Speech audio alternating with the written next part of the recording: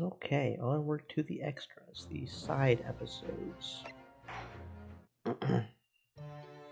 Escapades, as they are so called. They're supposed to be short, I guess, because it says in the description. Play some short extra episodes. So I don't know how short is considered. But there's apparently 8. In the Defendant's Antechamber. First of 8 escapades, Ryunosuke finds 2 troublemaking witnesses from his earlier trial having a battle of words in the Defendant's Antechamber, leading to a real tongue lashing.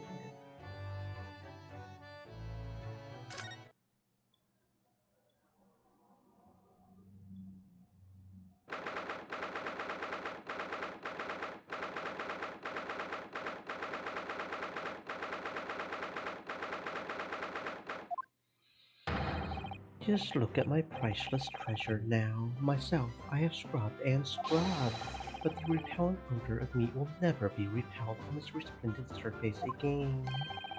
But you have it back in your possession at last. You should be grateful, old man. How dare you? Excuse me, but I would just like to get at that zabuton cushion there if I could. Ah, rest assured, you miserable military malefactor, this is not over. Incarceration awaits those who would defraud a senior citizen for his priceless pleasures. Watch your tongue, old man. Mark my words, I won't. Sorry, Sergeant, but could I just get at that zabuton cushion there as well? Oh. I won't go to jail, never. Imagine if I did. The very next day, my boy would starve without the chain of command in place to provide for him. Using the child to protect yourself. Myself, I call that absolute cowardice. Oh, really? And you just employed the old poor defenseless senior citizen tactic. The only way to fight an enemy who's using underhand tactics is with a tit-for-tat strategy. Sorry to interrupt the game, but I just need to get at that Western-style cushion there on the sofa. Enough of this insubordination. What do you want, man? Please don't mind me. Do my eyes deceive me, or is this the wide-eyed criminal from the trial before? Wide-eyed, perhaps, but criminal? No. What is this unhealthy fascination you exhibit with the seating arrangements of others? Why were you peering under the cushion of this upholstered seat? Oh, well, the thing is... Any luck? Did you find it? No, sadly not. I don't think it's here, Kazuma. You really are a liability, Ryunosuke. Report at once. Have you lost something? Is that it? Yes, we were just on our way to a party to celebrate my friend's victory here when... I realized that my university pin badge was missing. A university pin badge, you say? Yes, from my co-lar here, you see? Affirmative. Uniforms must be kept in prime condition at all times. A missing badge is unacceptable. I thought if I looked around it would probably turn up somewhere, like the old tale of the Koban coin in the stake. A parable of which I am acutely aware. But I've exhausted my search now, really. The only logical conclusion is that someone must have stolen it. Don't look at me. I don't just find any old metal objects irresistible, you know? Imagine what would happen if a little trooper idol here swallowed something like that. I'm afraid we'll have to give up, Ryunosuke. Still, if you tell the office your student number, they should be able to issue you with a new one. What's the matter? Don't tell me. Yes, I don't remember my student number. I don't believe it. I mean, this is the second time you've lost your badge, isn't it? Third, actually. If you didn't think you could remember it, you should have made a note of it somewhere. I told you that until I was blue in the face the last time this happened. Yes, I do seem to remember someone telling me something along those lines. It was you, was it? You can't even remember who told you that you needed to remember it. Well, student numbers are 6 digits, Kazuma. Who could remember 6 whole digits? UMA isn't exactly a long established university, you know. All of our numbers are still rather low. In fact, they only use the last 3 digits. Well, that might help, I suppose. That might help. Ryonosuke, it's only 3 digits you need to remember. Just 3. Sorry, my brain is such a disappointment. Yes, well, anyway, young man, myself, I was greatly impressed with you in the courtroom today. Oh, you mean me? A lawyer already before you've even graduated, and such a loyal friend to this one. This one. What's that supposed to mean? Oh no, I still have much to learn. In fact, that was brought home to me in no uncertain terms only last year. The Achilles' heel was spectacularly exposed by my best friend here. Indeed. What? By me? This is the first time I've heard about it. Yes, by Ryonosuke Naruhodo. You can't have forgotten, surely. It was last summer at the speech contest. The speech contest. Oh, that. Contestants had to take to the stage and deliver a public address on any subject they chose. We were competing to give the most compelling and powerful speech, and yours was great and made a huge impression on the audience. Obviously, since I was a budding student of law, I was determined to win, and sure enough, one by one my opposition fell. When I reached the final at last, I came up against you. Yes, so you did. Not being rude, but when I first laid eyes on you, I thought to myself, this cheeky, wide-eyed no-hoper is out of his depth. He's going to be a pushover. That's your version of not being rude, is it?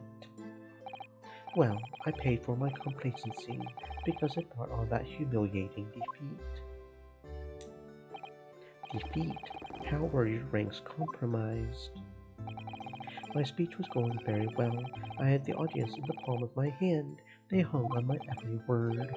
And then, when I came to the very last line... Yes, what happened at the very last line? It was supposed to be a climatic end. Unfortunately, I completely fouled it up. Never. You mean you stumbled on your words? Spectacularly. Even now, I can't believe I ruined it. Well, what on earth did you say, man? Ryunosuke, you had better say it. I still can't get my tongue around it. Sure, of course, I can still recall it perfectly. What you said at the end of your speech, or rather, what you intended to say at the end of your speech, was this. So arise, ladies and gentlemen, and applaud our forefathers' plight in the fight for filial piety.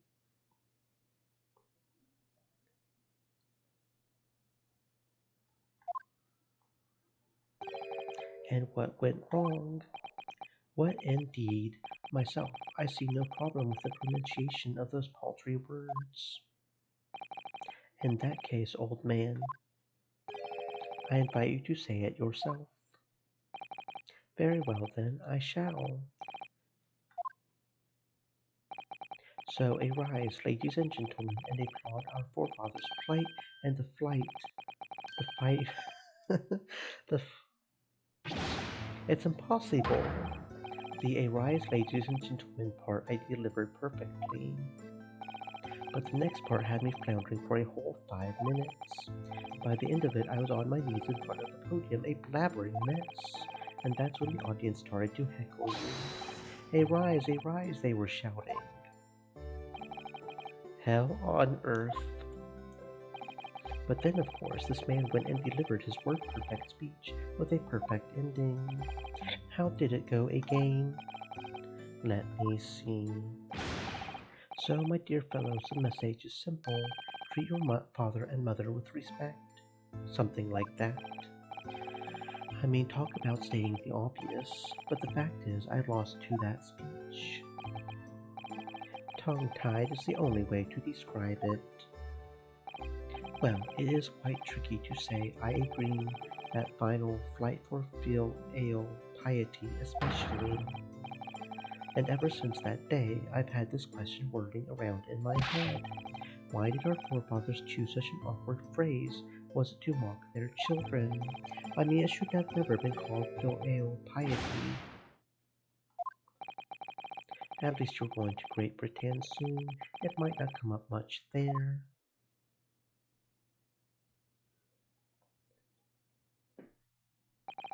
Well, anyway, having lost that accursed contest, I came after you to ask you a question.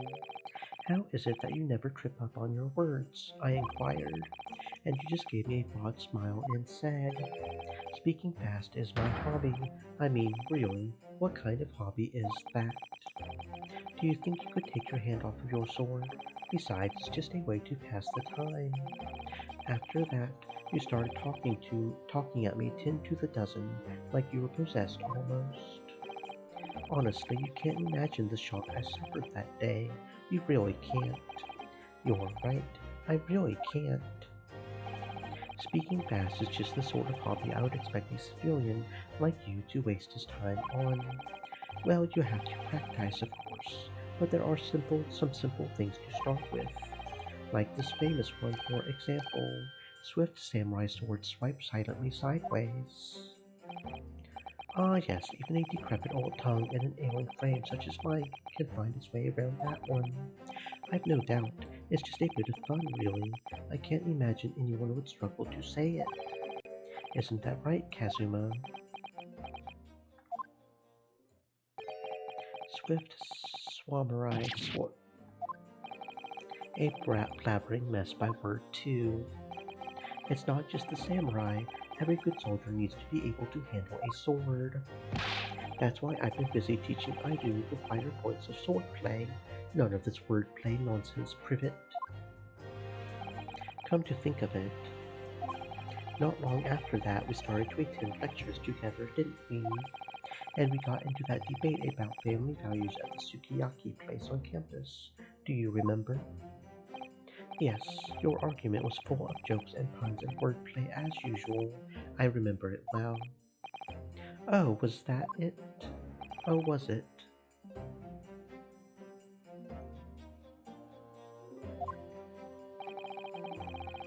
I swore that I would never let myself forget the shock you gave me back then.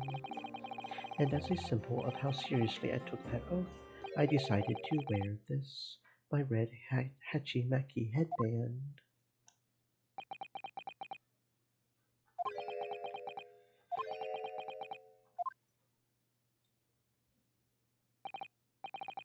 Sorry, Kazuma. Yes, you've lost me there. I'm afraid I don't see the link. What does your red headband have to do with your oath? Because it will always remind me of that smug look on your face as you uttered those tantalizing words. What words? You mean another tongue twister? I practiced and practiced until my tongue bled, but in the end I mastered it. Mastered what? Well, I think it's time you heard this actually. Listen carefully now. Here goes. Red headband, lead headband, dead headband. There, word perfect, see?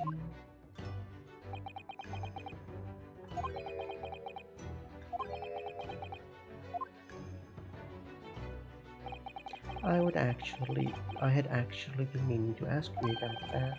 About the story behind your headband, I mean. Well, now you know, so that I'll never forget the shock and humiliation of that day. That's why I wear this red headband every single day without fail. Well, I don't know exactly how much of a shock you think you had back then, but it can't be more than the shock you've just given me now. What do you mean? Well, I'm sorry to have to tell you, but the tongue twister I said didn't go the way you seem to have remembered it. It's just as famous as swift samurai swords, so I can't believe you don't know it, really. It goes red bread pan, lead bread pan, dead bread man. Wait, what? It seems I've knocked some wind out of that headband of yours. It's not too late, Privet. You could always start wearing a red bread pan on your head instead. Your youthful vigor is manifest, young man. Your cheeks are growing redder than your hatchy-matchy. Why do so many words have to be so similar? So, looking forward to Great Britain then, where you'll have to deliver speeches in court in English. I suppose I can always shell seashells on the seashore.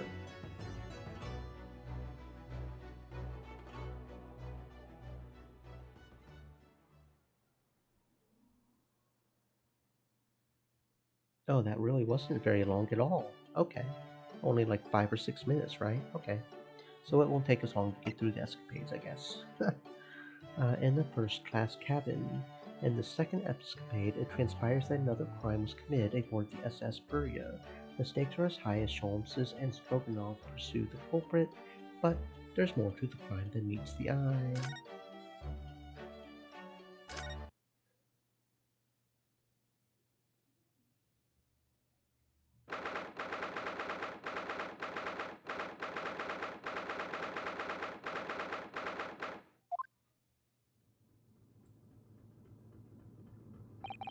It's almost 2 weeks now since we left Japan. I can't believe how quickly time has gone. So, our next port of call will be Shanghai. Who's there? Who could it be at this hour? A detective. A detective. Who? A great detective. I don't get it. What's a great detective? If you would just be so kind as to open the door. Oh, yes, sorry. Of course.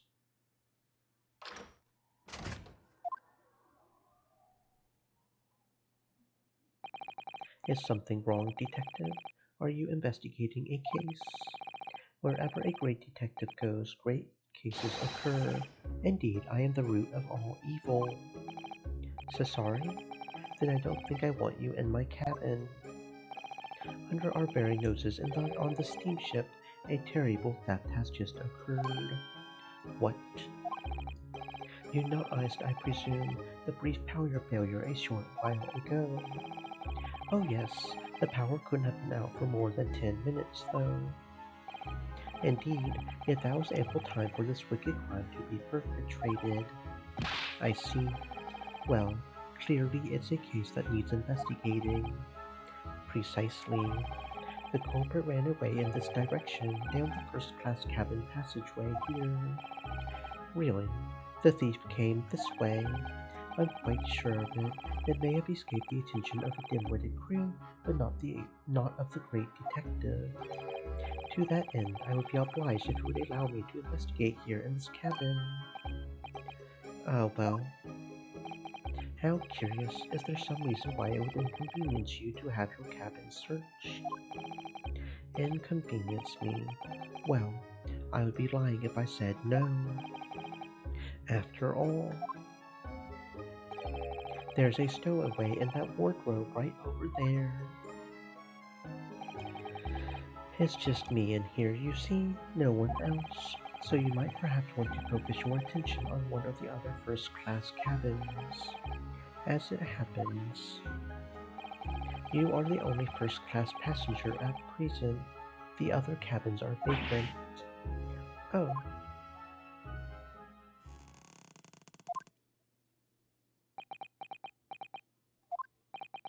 did that rather tragic rumbling of the tummy arise from within you, my good fellow? Of course, as I said, I'm the only person in here. It's not long until dinner time now, so perhaps we could do this afterwards. I do apologize, sir, but it is of the first importance that the investigation is not delayed. Now, if you'll excuse me. Wait, where did he go? How did he suddenly move all the way over there? Yes, without a doubt, If the culprit were to be hiding in this cabin, it would have to be inside this wardrobe. I shall need to examine this wardrobe thoroughly. I presume you have no objection. I'm sorry, but I'm going to have to decline.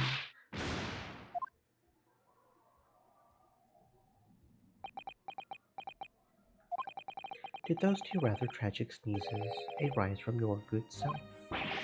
Of course they did. As I said, I'm the only person in here. You have a curious knack of talking while sneezing then. Twice, no less. This is going to be a tough one to argue. I was watching you quite intently, sir, and I assure you I saw no signs of his sneeze. Couldn't Ryonosuke have held his nose? As I was saying, I shall need to examine this wardrobe. We've had it now then. The game's up.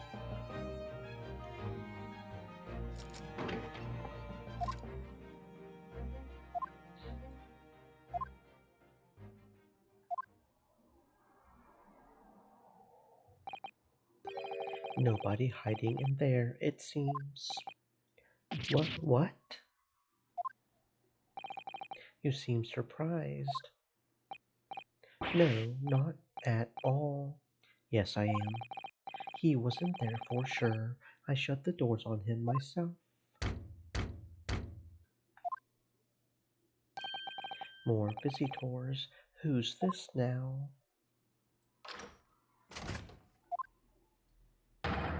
Excusing me? Oh, Seaman Stroganoff. Sorry for disturbing, but crime has been committed on board ship. Yes, I heard. A terrible theft, apparently. How do you know this?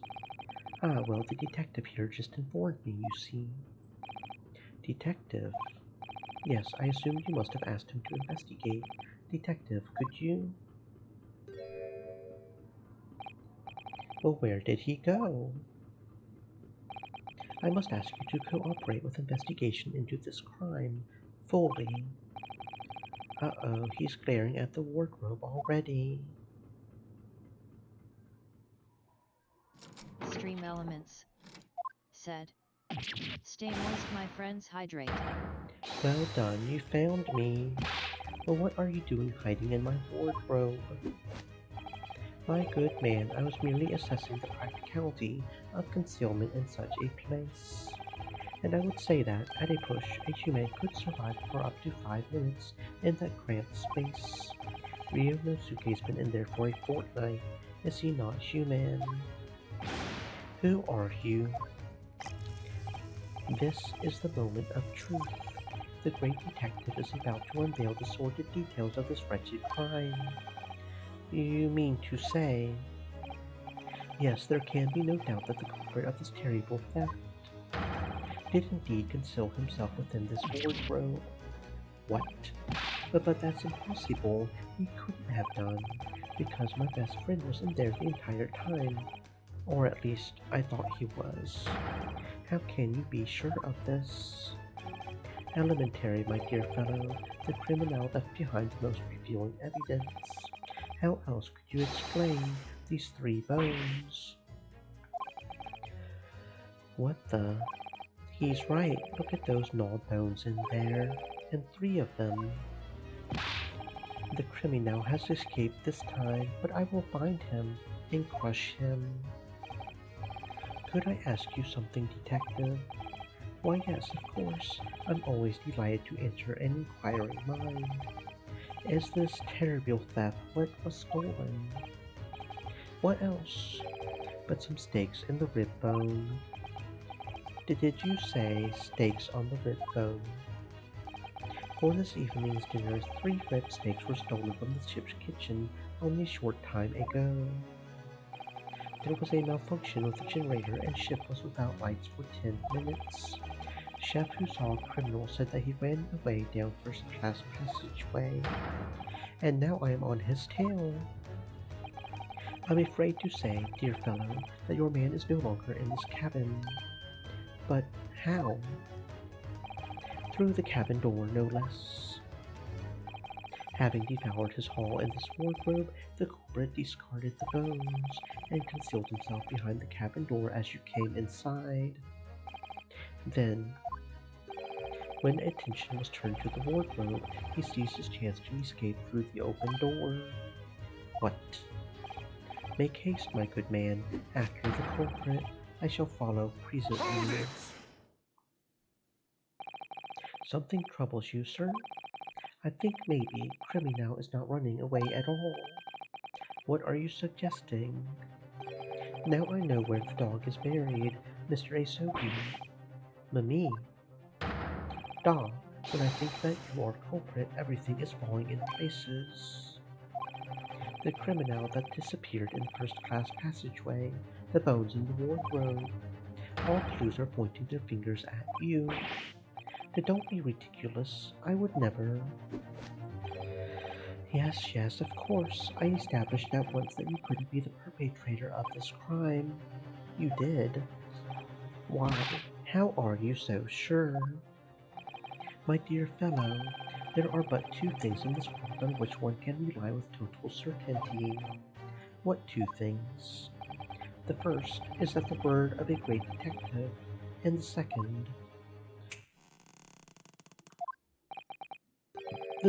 is the tragic rumbling of an empty belly. Not a game. When I first entered this cabin, there did arise from this gentleman a belly rumbling so odiously tragic that it confirmed beyond all doubt that the man had not eaten a single rib steak in some time, let alone 3. Why do I have to suffer this humiliation when I've done nothing wrong? Curses, I will catch this thief. He cannot have gone far. Indeed, assuming he decided against a post-meal constitutional swim. Well, if you will excuse me now, my apologies for upsetting your evening.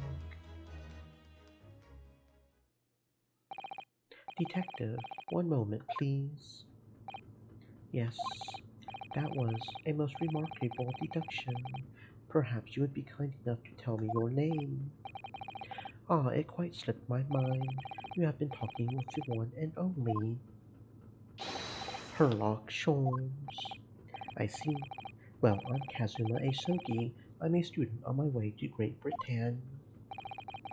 Pleased to make your acquaintance, Mr. Asogi. Oh, and before I forget... Yes, I feel I should warn you. Live cargo is strictly forbidden on this vessel. So you would do well to conceal the stowaway currently lying low under your bed as carefully as possible. Oh, under the bed. I bid you farewell, then, Mr. Asogi. He's uncovered our secret. I suppose I should have expected nothing less of a great detective.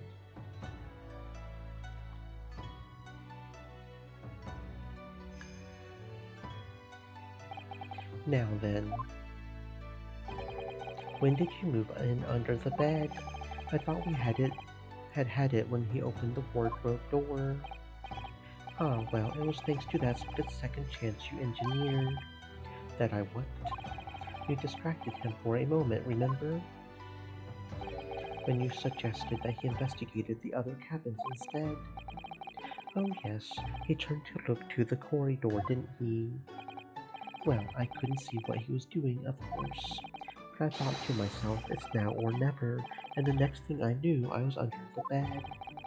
You really know how to give me a scare, don't you? Anyway, what's all this about the rib steaks, eh? Sorry about that. I've just been so hungry. Ever since we left Japan, stuck in that tiny wardrobe. Well, you should know, you've been splitting all your meals with me. You must be starving too, surely. Right on cue. And there was that power cut before, wasn't there, for about 10 minutes. So it was then. I caught a whiff of the most delicious smell, and I thought to myself, it's now or never. The next thing I knew, I had the steak in my hands. This man just can't help getting himself into trouble. Well, all right, you were hungry. But 3 steaks? Thanks to you, 3 crewmen are going to go without tonight, I imagine. No, it was just the one. What? I only took 1 rib steak from the kitchen, that's all. But I don't understand. Hey, I'm not that selfish. If I had stolen 3 steaks, I would at least have tossed you one your way. I'm not your pet dog. Well, in that case, who stole the other 2? Do you think? Could there be a ghost on board? A meat loving ghost? There can only have been a single bone in the wardrobe when Ryonosuke moved to hide under the bed. Which means that the other 2 bones can only have been put there by one very flesh and blood person.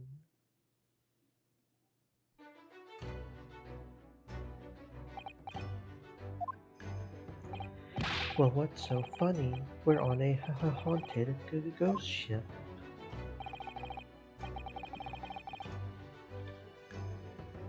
A great detective or a great mischief maker. Either way, I think I would like to spend a little more time getting to know that man. The great Herlock Sholmes.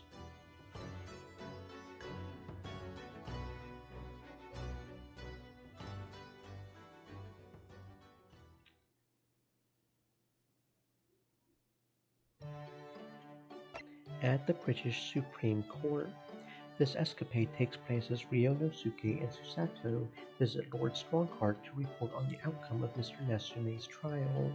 They find a flustered Inspector Gregson attempting to solve a very taxing problem before his time runs out.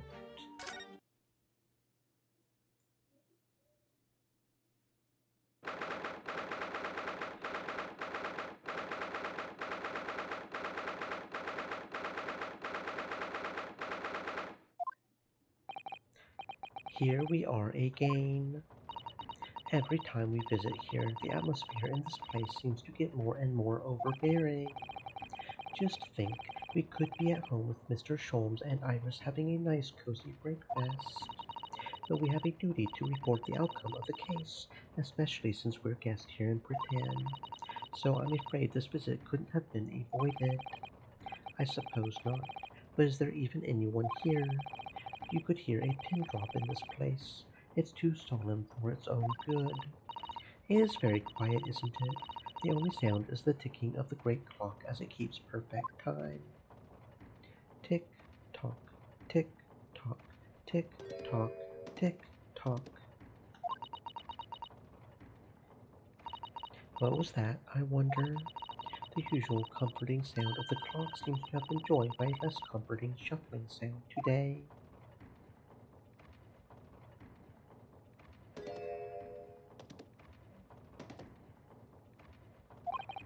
You're right, something's disturbing the rhythmical ticking. It sounds rather like an unfit middle-aged man running from pillar to post, clumsily. Who are you calling unfit? Oh, Inspector Gregson, what are you doing here? What am I? Isn't it flaming obvious? 58 seconds remaining, Inspector. We'll have to talk later, sunshine.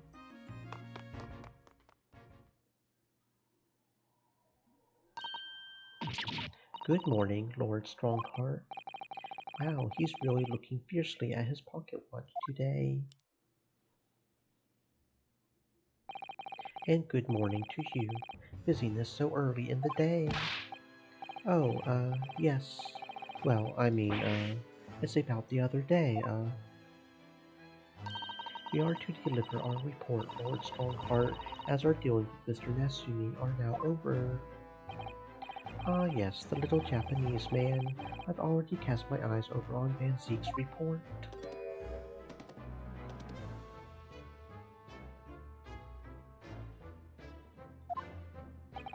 I must say, the outcome surprised me.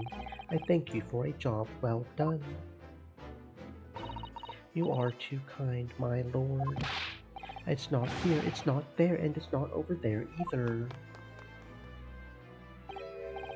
I hope you don't mind me asking, but what is the inspector doing?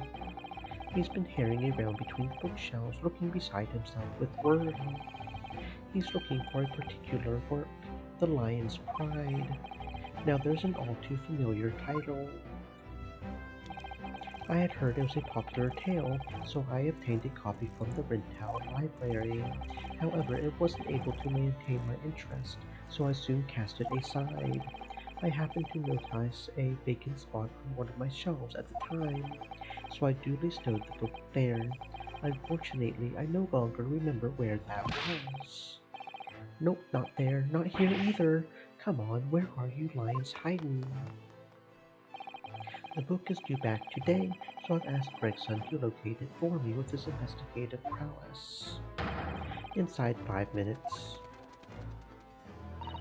I must say, I've never seen anyone working so hard to find something.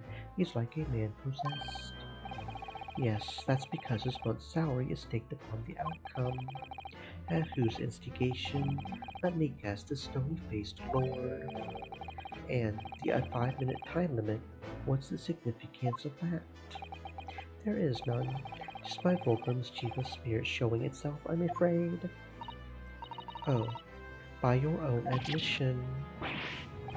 I can't. My feet are killing me. 5 seconds. 4, 3, 2, 1. Time's up, Inspector. Which means that next month you will work unpaid and have no days off. No days off.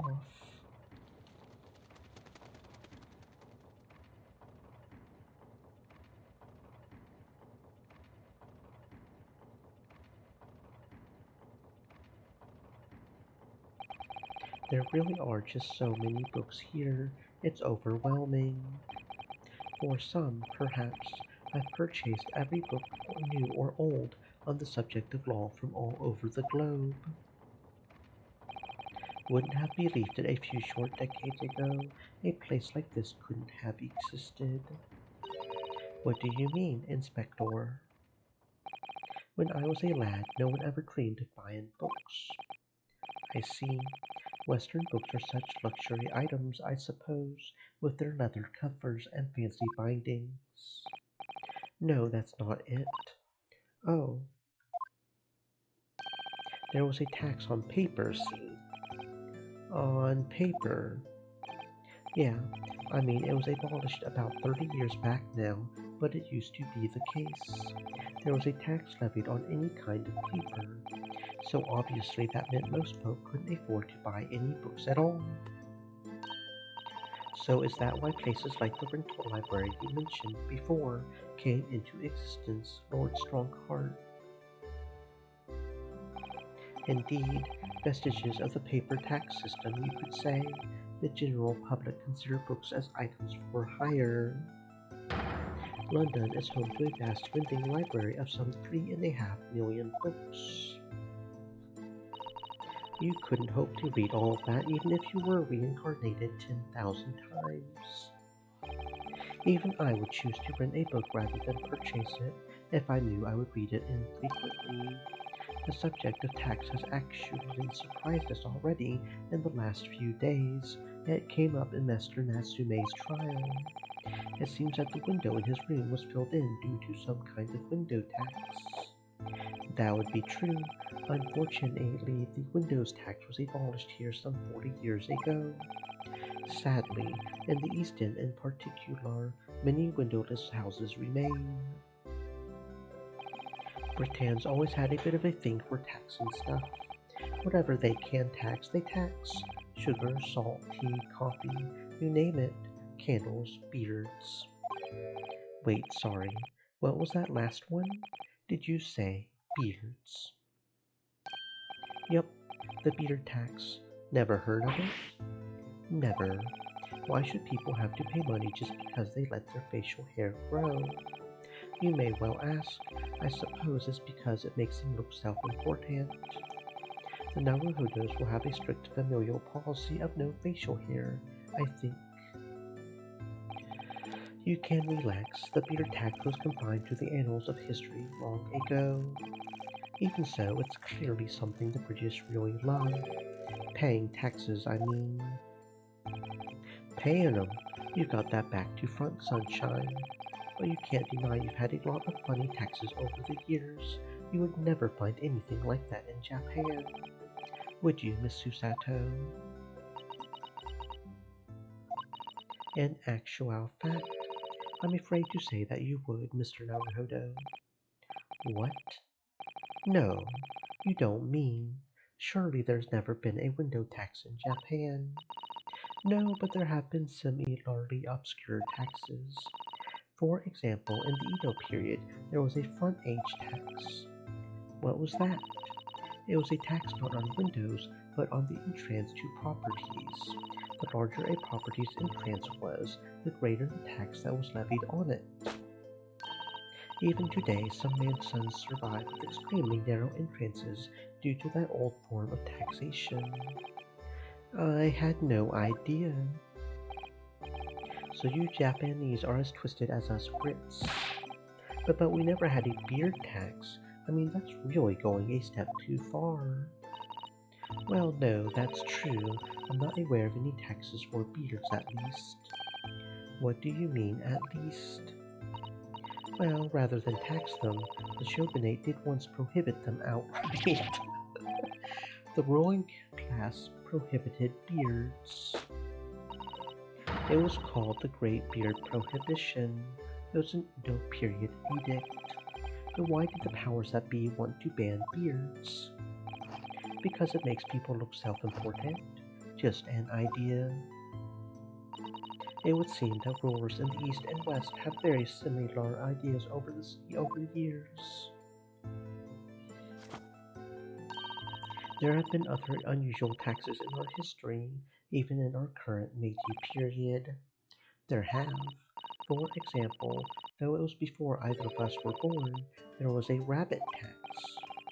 There was a tax on those adorable, fluffy creatures, like the one who makes mochi sweets on the moon. Yes, and it was an extremely large tax, too. The government demanded extraordinary sums of money. This just gets stranger and stranger. What was the reason for that bizarre tax, then? Well, after Japan opened its doors to the world, there was an unprecedented rabbit boom in the Meiji capital. A boom?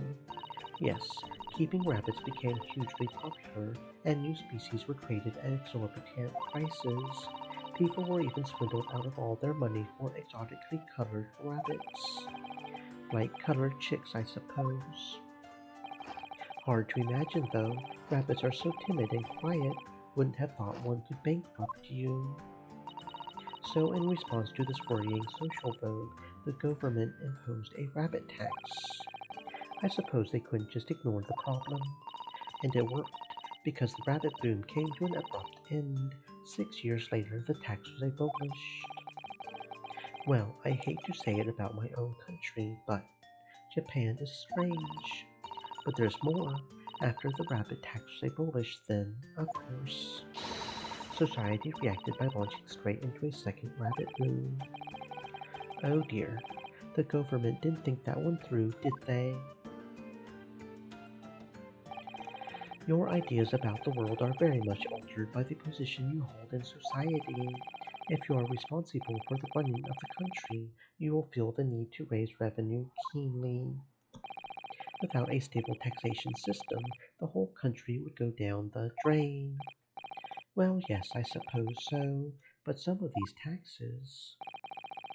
That's precisely why ministers of state use their wiles to invent new and novel ways of taxing the public. Novel ways. Tell me, Mr. Naruhodo, if you were one of my country's statesmen. Me, a British statesman. Yes, what novel tax would you impose? Pray, give us something truly original. Inside 5 seconds. What? Oh, think of something that everyone uses, Mr. Naruhodo, and really squeeze every penny out of the population. That's quite the intense stare. I'm very glad Susato-san isn't in charge. Your time is up. So, what's your answer? Well, air, maybe. Yes, how about air? An air tax, you say? Oh, well done, Mr. Naruhodo. A truly noble and fiendish idea. Well, everyone has to breathe, so while the population is inhaling air, the government is inhaling money. Blimey. You're a tyrant at heart. A somewhat radical solution to a country's revenue problems, but sadly not an original one. No, you mean to say? Surely not. You mean a tax on air has been imposed in the past? It was last century. The finance minister of our neighbor France proposed it. What? If I ever go for a visit, I'm holding my breath. Unsurprisingly, it was strongly opposed by the public and soon scrapped. The minister didn't last long either. Oh dear. Although clearly that would have been an untenable situation. The public at large are a force to be reckoned with. Don't I know it? How about you, Inspector? What new tax would you impose? Let me see. My first thought is a tax on objections. Sorry, been hearing far too many of them recently in court.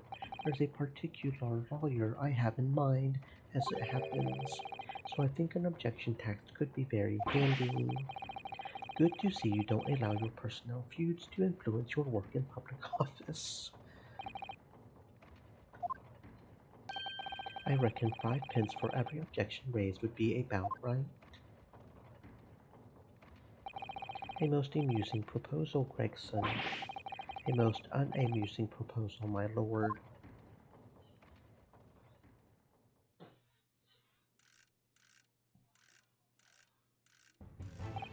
Well then, I think it's your turn now.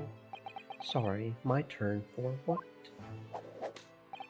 Why, what else? To locate my missing copy of The Lion's Pride. Oh, it's on one of the shelves in this room, of that I am certain. Now, I shall give you 10 minutes. And let's stake your student stipend on it. Fail to find the book, and you forfeit next month's payment. Objection. Your time starts now. Oh, and one more thing. I believe you just said the word objection. Kindly leave your 5 pence over there before you begin combing the shells. This task is going to be the death of me. My.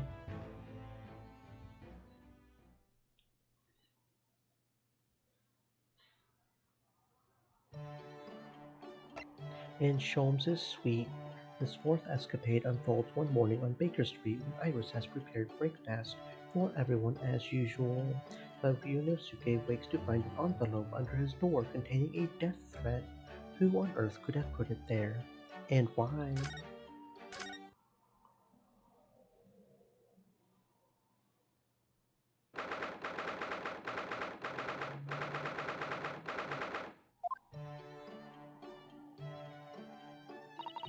Good morning, Iris.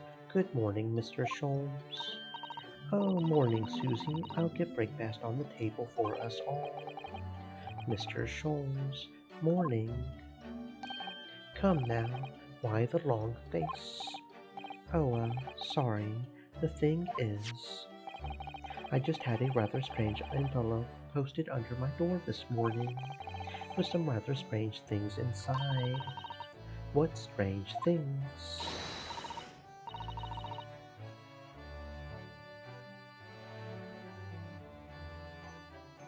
What was it, Bruno?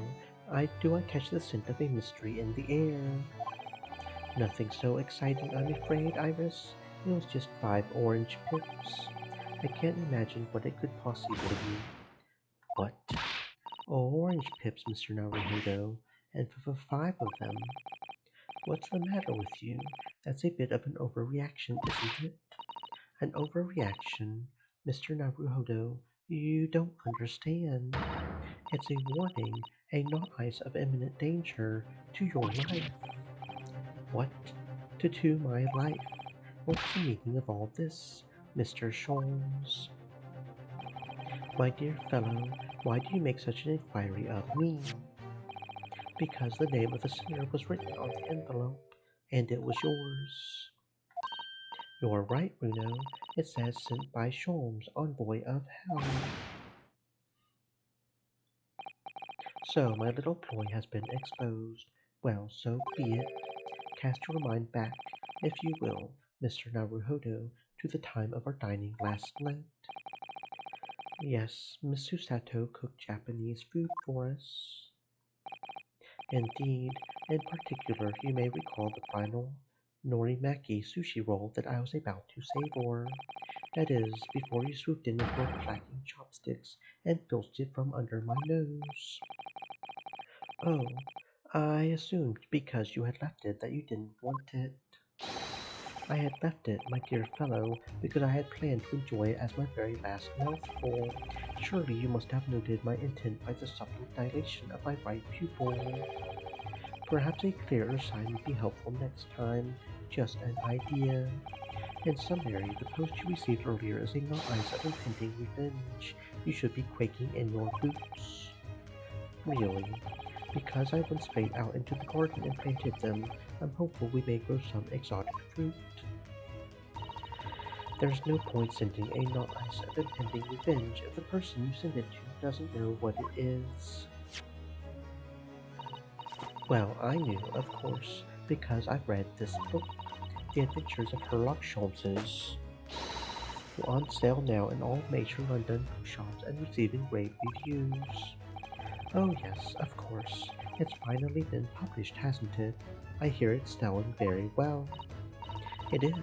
12 short stories in one volume. I've earned a lifetime's spending money already. And it has further bolstered my name. In fact, only the other day, a Bohemian king sought to engage my services. Really? That's extraordinary. Of course, the gentleman persisted with some pretense about being a fishmonger for the duration. But only a fool would presume to be able to deceive my eyes with such a charade. So how did you know he was a king, then? Why, there is no mystery, my dear fellow. A distinct smell of fish accompanied the man's lowly apparel. And though he tried to hide it, the left side of his moustache quivered in quite manifest manner. Mr. Sholmes, that's simply brilliant. Having neatly resolved the case for the man, I will send a quantity of fresh cod as a mark of his appreciation. I think perhaps you shouldn't discount the possibility that he actually was a fishmonger.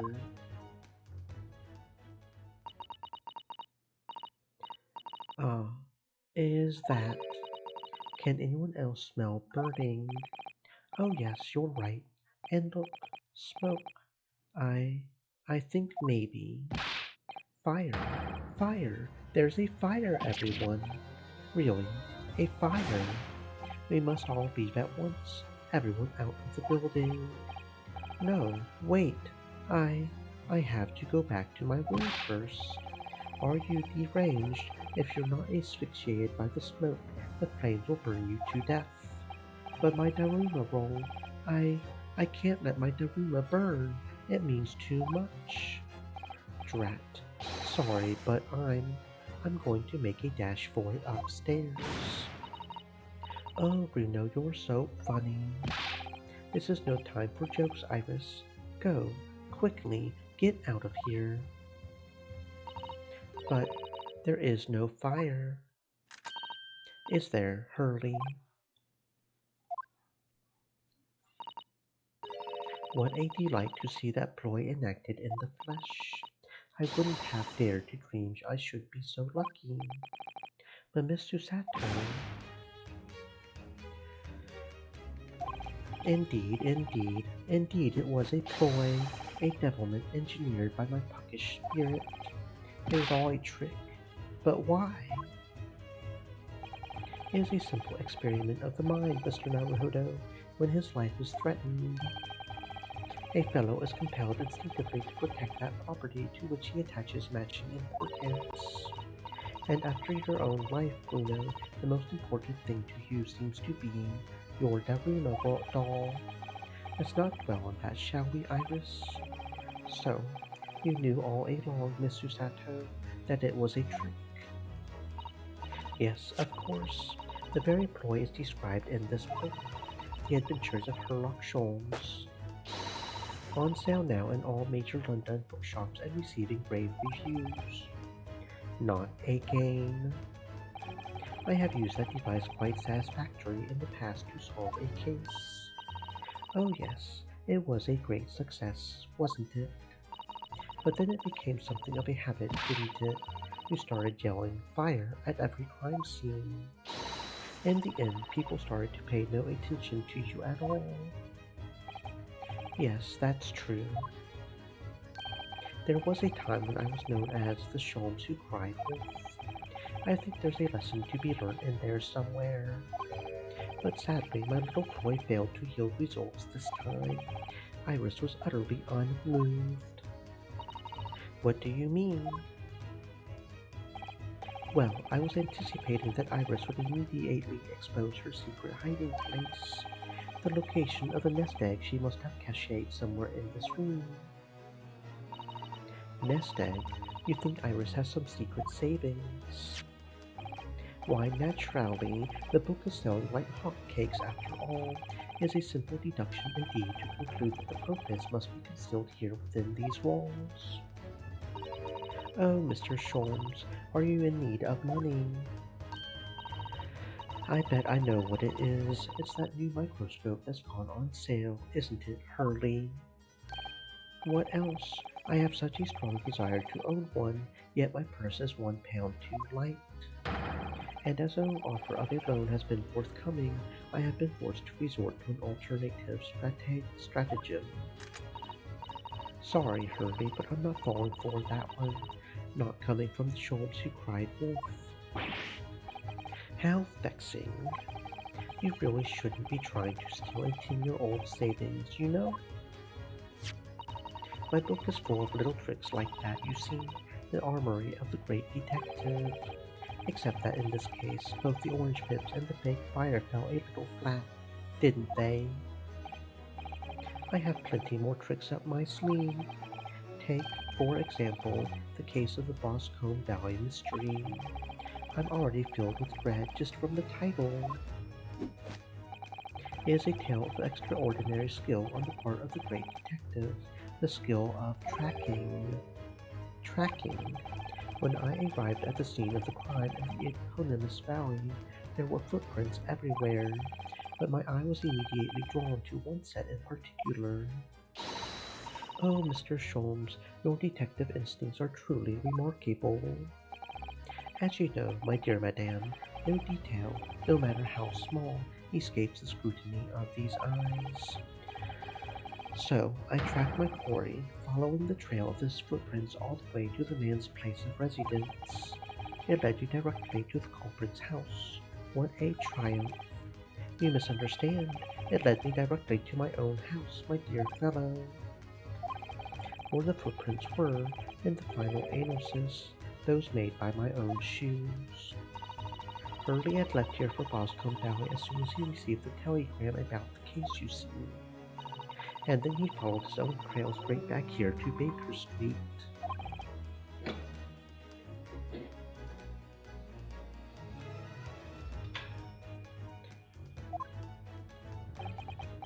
Now, Iris, please, you make it sound almost humdrum, but I assure you it is no easy feat. Tracking of this nature is a skill possessed only by the great Sherlock Holmes. You're right, it really is extraordinary. Quite so, extraordinary is the word, and let it be the last on the subject.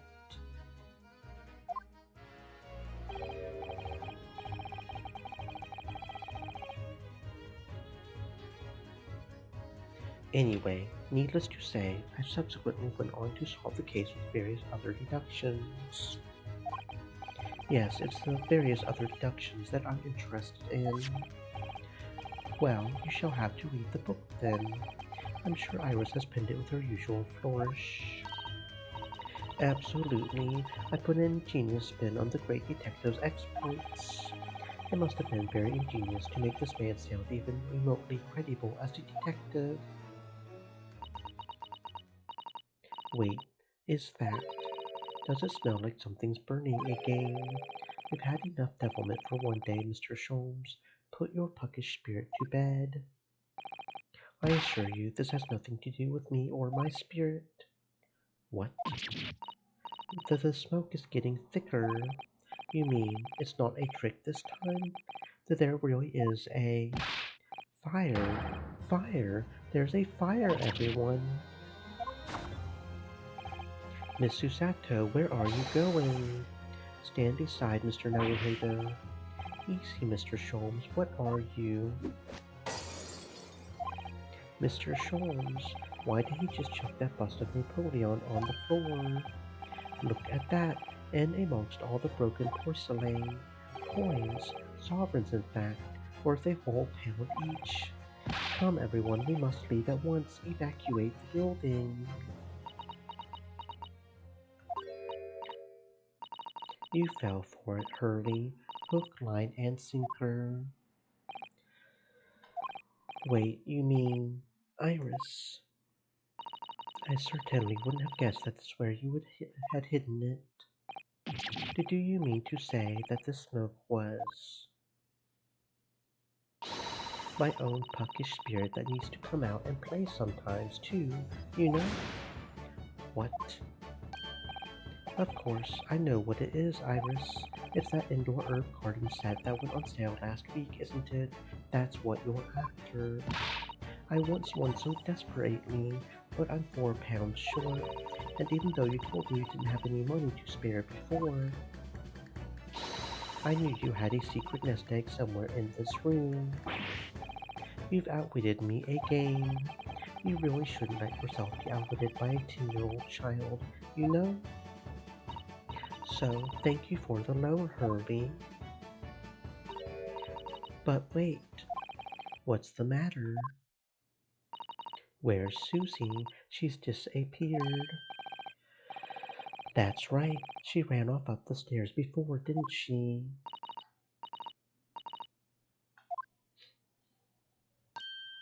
Oh, what are you all still doing in here? We have to evacuate. It won't be long before the fire is.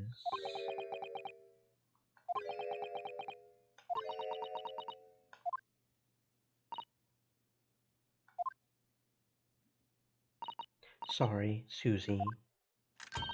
Children will get up to mischief once in a while, you know, but it's all perfectly harmless. Harmless maybe, but oh so devil devious.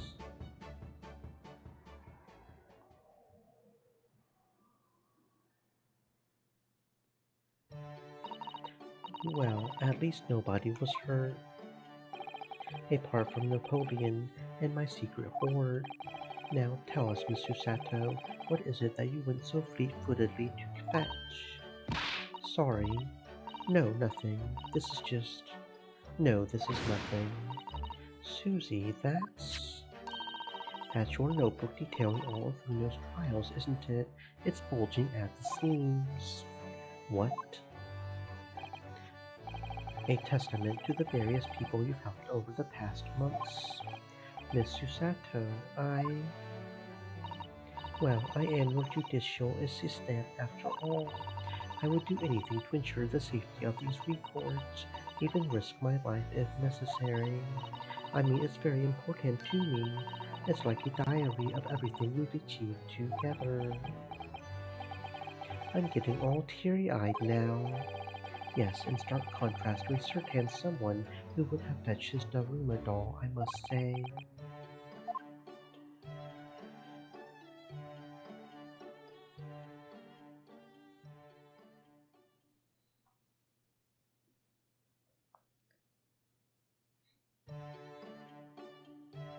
At Naruhodo's legal consultancy, an escapade in Naruhodo's legal consultancy, where Susato appears to be rather irritated, because it seems Ryunosuke has been buying a little too much bric-a-brac, and now the whole place is brimming with things they don't need, and his latest purchase has really rocked the boat with Iris and Susato.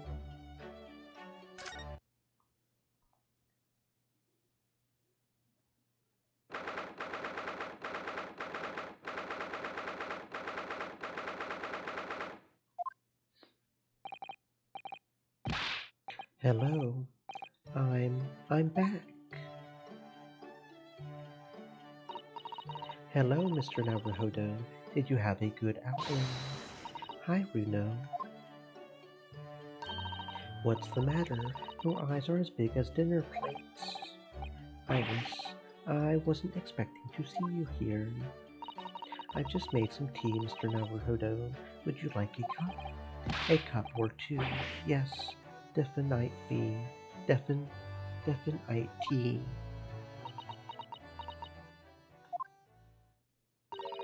Alright, Runo, what's going on? You're acting extremely strange. What? Me? No, not at all. I'm as normal can be. Normality itself. See? Not again, Mr. Naruhodo.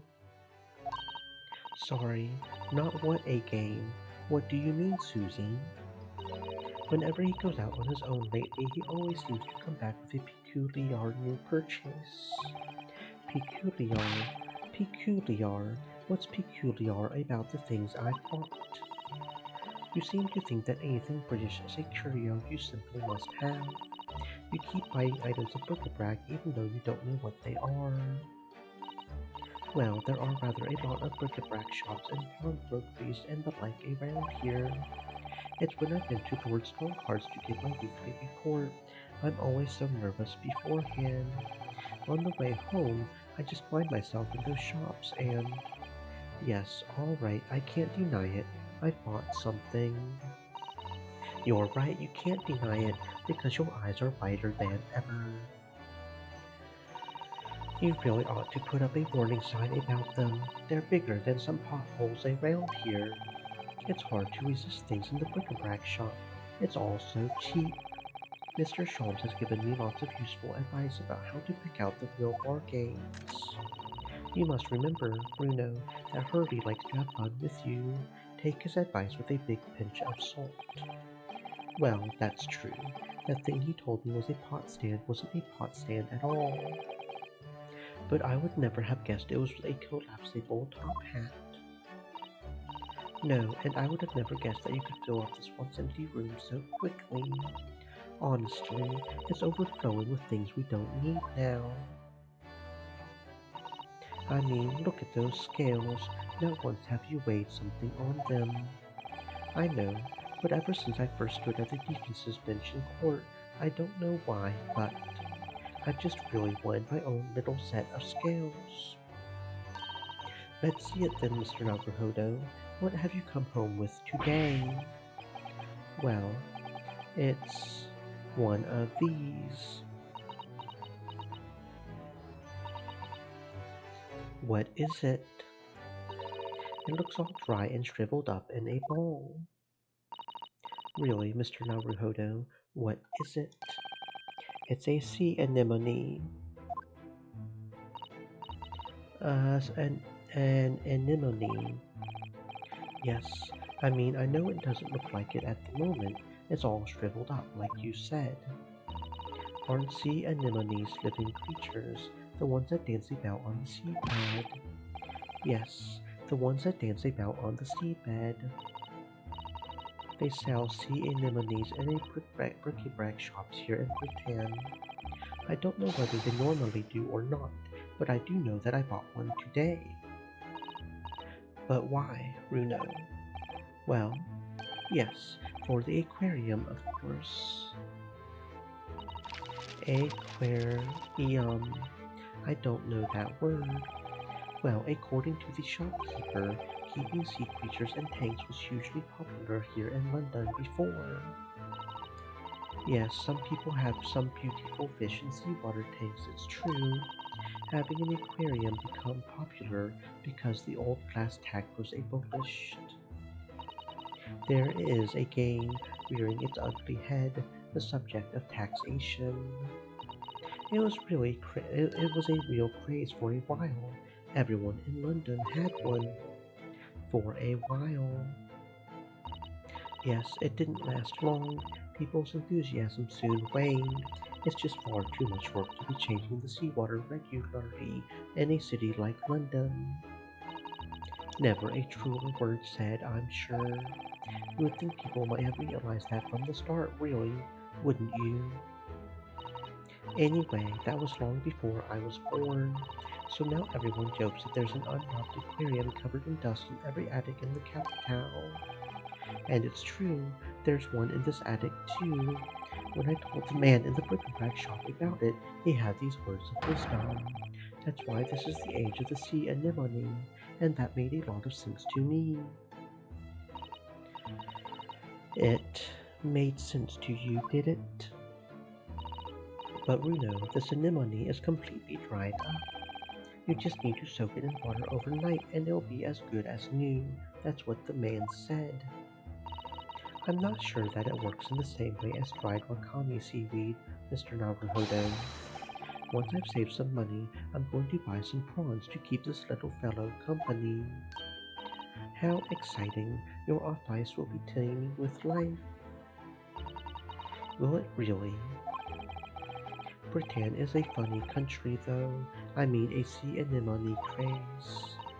Well, they say people in glass houses about comments like that here, Mr. Naruhodo.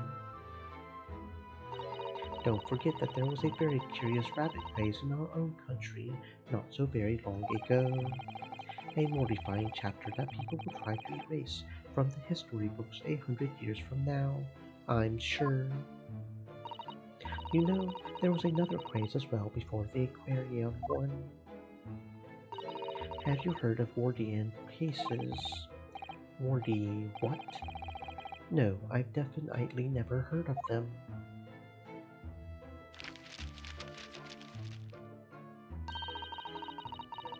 They were little glazed cases for growing plants indoors, I believe. I see, for plant lovers to raise their favorite tropical plants. That's right, like different types of ferns. Ferns. Do you mean those rather dull plants with lots of fronds for leaves? They're not dull at all. Ferns are lovely plants. I think people wanted to recreate the exact foliage of the tropics in their own homes. So they grew ferns. I mean ferns. Sea anemones. Londoners certainly have a knack for the obscure. Well, thinking about it, my grandfather loved the moss on his bonsai. He looked after it better than the trees. It seems like the more obscure something is, the more it interests people. Maybe. Anyway, the Wardian case craze didn't last very long. Now most of those little glass cases are just gathering dust, I think. But haven't I seen one in your room, Iris? Very observant of you, Susie. Yes, that's right. Mine's certainly not gathering dust. I grow tropical herbs in it. Well, Mr. Naruhodo, I really must ask you to stop all this frivolous buying of strange things. Yes, all right. Sorry. It's just that. Well, think about Mr. Sholmes's room. He has all sorts of peculiar trinkets lying around. Well, yes, that's true, and they seem to be growing in number. Recently, I've noted a blowpipe, a few beryl crystals set in a twisted piece of gold, a gold-rimmed pince nez. I spied a small gramophone record in there the other day, so I slipped it onto the gramophone. There was just a whispering voice saying, Norbury, and nothing more. What could it possibly be about? Those are all mementos of cases that Hurley solved over the years. Exactly, that's what I want to create in here, just that sort of atmosphere. A room full of meaningful trinkets, each with their own unique history, you mean? Yes, yes, that. I knew you would understand, Miss Susato. But, Mr. Naruhodo, none of the things you've brought for the room have any connection with any of our cases, don't they? Well, for example, take that splendid but rather weather-beaten top hat. That wasn't used as evidence in any of the cases we've worked on, was it? So you have two top hats if you count the collapsible one as well. No, the collapsible one is a pot stand, as far as I'm concerned anyway.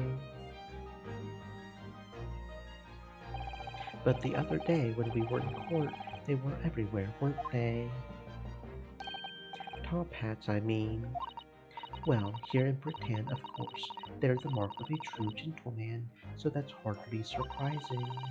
If a man isn't wearing a top hat when he ventures out of doors, he'll be looked down upon. Gosh, it has very strict rules, doesn't it? The English gentleman's code. I've been wondering how I would look in a top hat recently. After all, my university uniform is black as well, so I think it would be very in keeping. Oh, what a good idea. Go on then, Bruno, try it on.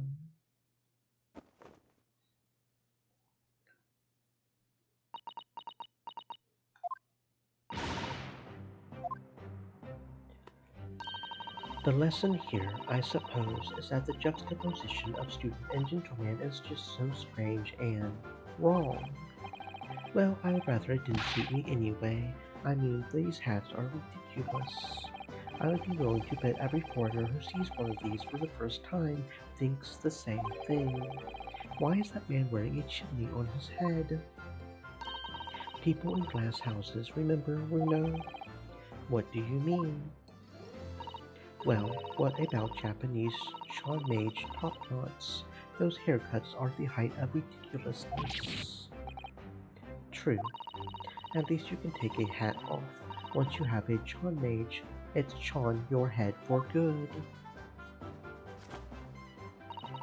I would be willing to bet every foreigner who sees a Chon mage for the first time thinks the same thing. Why is that man wearing a cannon on his head? I suppose that's what it means to have different cultures, isn't it?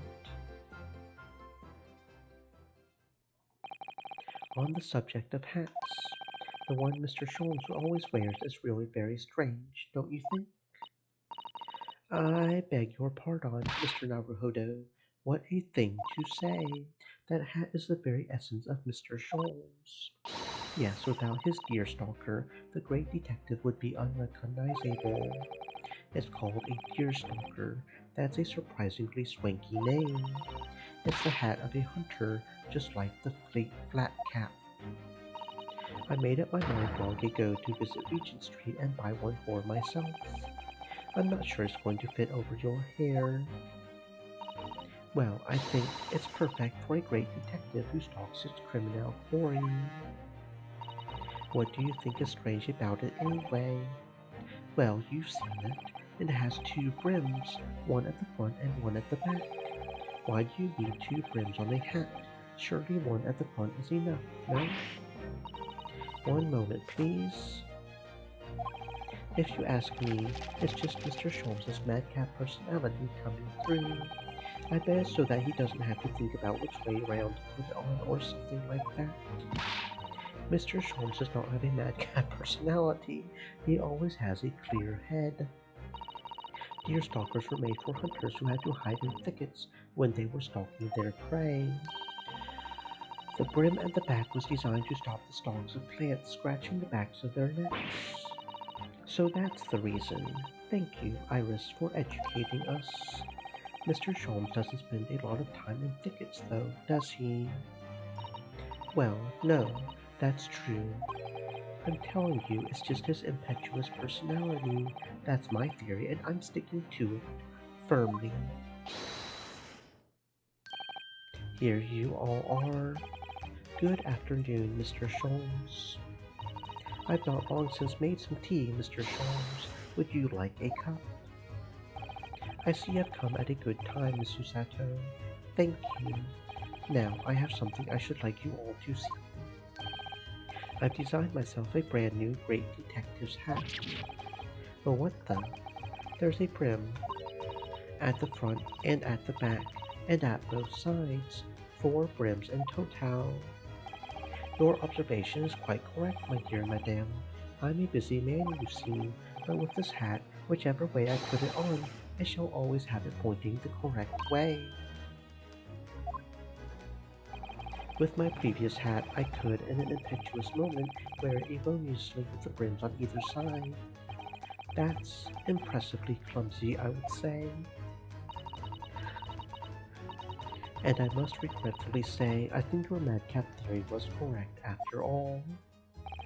But really, Mr. Sholmes, with brims on all 4 sides like that, wouldn't it just be better to wear a top hat instead? Yes, then however you put it on, you would have a brim all around. What? So true, so true. How could I have been so blinkered to this fact until now? Well, fortunately, I happen to have 2 top hats here.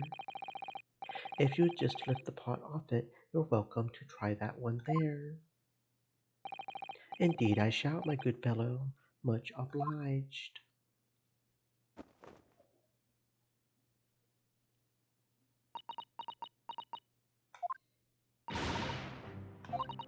Oh dear, Hurley, it looks terrible. More terrible than I could possibly have imagined. That's not good. Maybe it's because of your long face, paired with a tall hat. It just doesn't work. Well, I think it's very nice, Mr. Sholmes, even if it will have the whole world in fits of laughter. I should never have meddled with it. Give me a deerstalker forevermore, and give me my regulation university hat forevermore. There's still hope that you'll graduate one day, Mr. Naruhodo. Don't give up.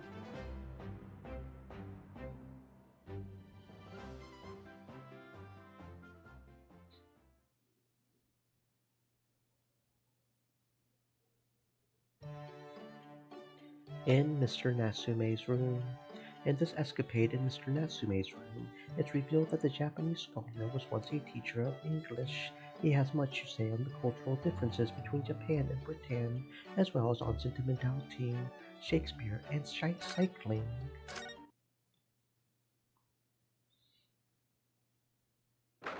Stream elements. Said. Stay moist, my friends, hydrate. So, Mr. Natsume, are you really returning home to Japan? Yes, indeed I am. Everything is arranged already. We'll be sad to see you go. And after Runa worked so hard to prove your innocence as well. What a shame. It feels like it was all a wasted effort. Don't say that. I know what you're suggesting. Now calm down, Mr. Natsume. It's all fine, really. You are in good company here, sir. If you fear the Reaper, you needn't hide the fact. I am a proud citizen of the Empire of Japan. I'm not a scaredy cat.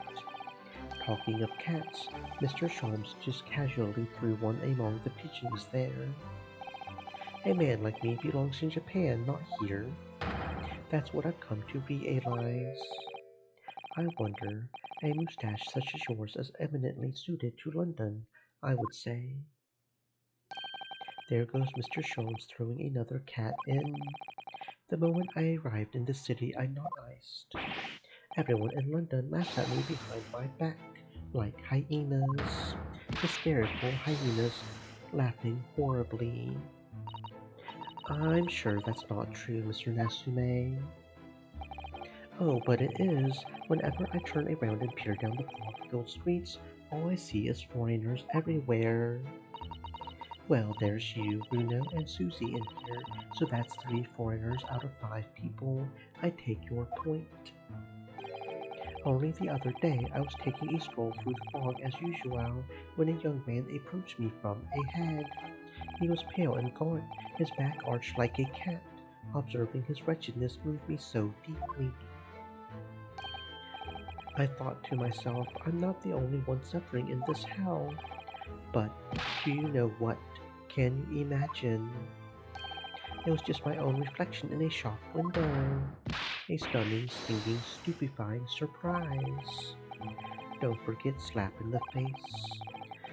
Everyone started laughing at me, gentlemen thereabouts, ladies passing by, even the man in the shop window. Yes, and a certain great detective would like to be included among the mirthful. Mr. Sholmes is really going for Soseki-san today.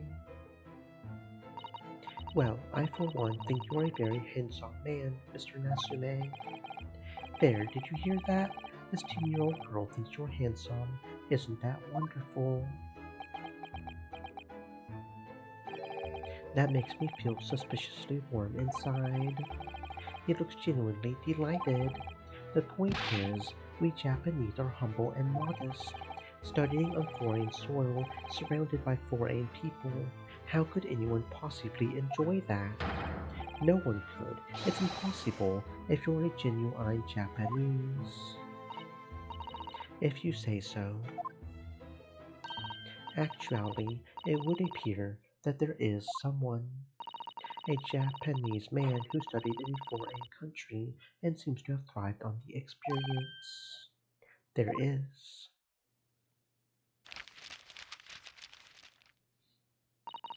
Mr. Ogai Mori. I believe he studied in Germany. Mr. Mori, pray tell us more of the fellow. Well, today he's a very successful author in Japan. I've heard of him. He's the professor who wrote My Hime, isn't he? My Hime. I suppose in English the title would be Dancing Queen, maybe. I see. A tale of a woman who walked her way through the world, perhaps. You really needn't make up a silly translation, you know. It's already officially called The Dancing Girl in English. It seems Mr. Mori greatly enjoyed his time in Germany. He became close with a local lady while he was there. Close, you say, with a local lady. A compatriot's criminally contradictory conduct. Well, I suppose your experience of studying abroad depends to a large extent on the broad and your character. As they say, many men, many minds. Mr. Mori has an open mind, Mr. Nasume a closed one.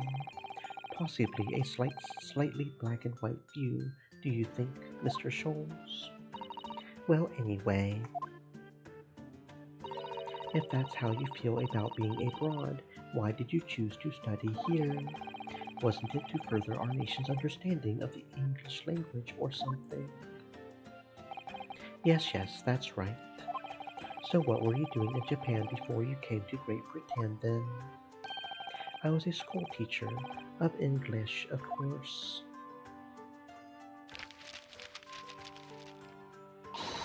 A bit cursory, perhaps, but I've managed to discover some information about Mr. Nasume's teaching days.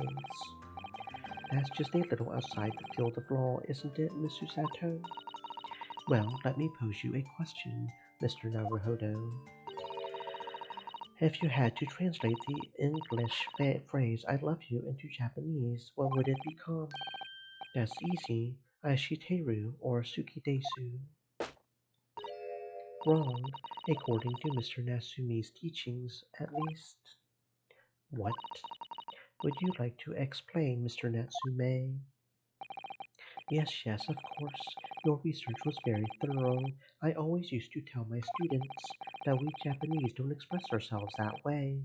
Rather, we might say, Suki ga kirei desu ni. My dear Mr. Natsume, I must interject. Suki ga kirei desu ne would translate as the moon is beautiful, isn't it?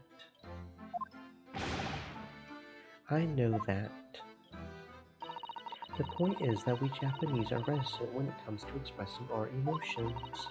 We prefer to show our feelings of admiration, our suki, by appreciating the beauty of the moon, the Suki. Using the Suki to express seeking. It's an amusing play on words, I see. No, or in language you might understand better, bad Sholmes. It's not a play on words. It's subtle, it's humble, it's fleeting and beautiful. It's art. Isn't it just being shy?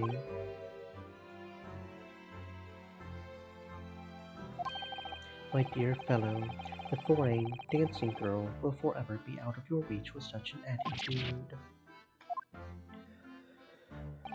Imagine how the great Mr. Mori would act. He would win the lady's heart in a flash with a well-placed and unrestrained "I love you." That's smooth, Mr. Mori. Am I destined to live in this shadow forever? Just what sort of man is he in that imagination of yours? The fact is, I just can't settle in this foggy London town, with all its foreign inhabitants. I've lost count of the number of different lodgings I tried before I found myself here. As it happens, I even lived on Baker Street at one time. No, really? A Sao scholar lives near there, a man by the name of William James Craig. His knowledge of Sao is unsurpassed. He's been a great inspiration to me over the... Forgive the interruption, but am I supposed to be familiar with this Sao of which you speak? It's Shakespeare, of course. Shakespeare, but in Japanese we write it as essay and O. It's a phonetic representation using kanji characters. So, England is Iki Risu, and America is America. Come to think of it, we use the same character as Ri in one word and Risu in another. Talk about confusing. So Shakespeare is Sao in Japanese. Presumably the Sa is a brutal attempt at the first Sha, in which case where is the... I had never thought of that. We only have the O left. Which could, even in the most charitable interpretation, only be a brutal attempt at old man. It seems to me that whoever had the job of deciding on the characters for his name got bored very early on. Complete kanji character catastrophe. So then, on to the burning question, what about me? How do you write my name? Sorry. Herlock Sholmes, my dear fellow, there must be a Japanese characters for my name. I am sorry, Mr. Sholmes, but none exist that I'm aware of. What? Am I really nothing to you Japanese? In that case, as a matter of paramount importance, you must construct my name in kanji at once.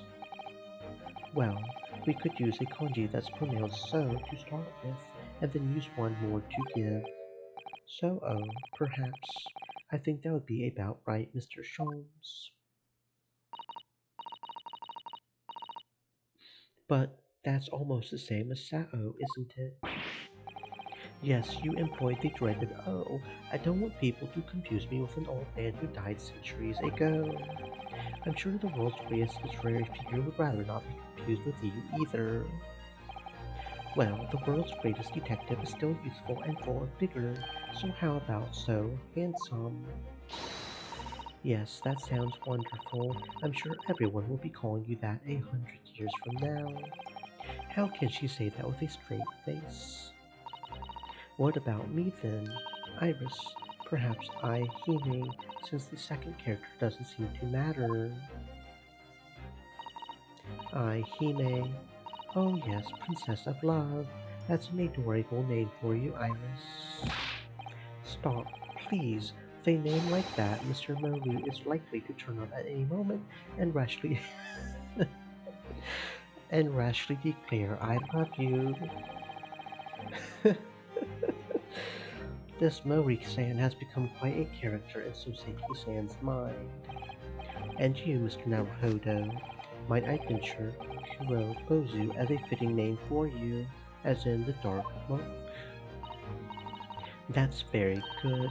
It describes you perfectly, So you think I'll be wearing this black varsity uniform for the rest of my days, do you? But Mr. Naruhodo already has a Japanese name.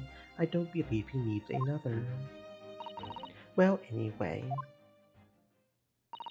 we were talking about your life here in London, weren't we, Mr. Nasume? You should just get out and have fun.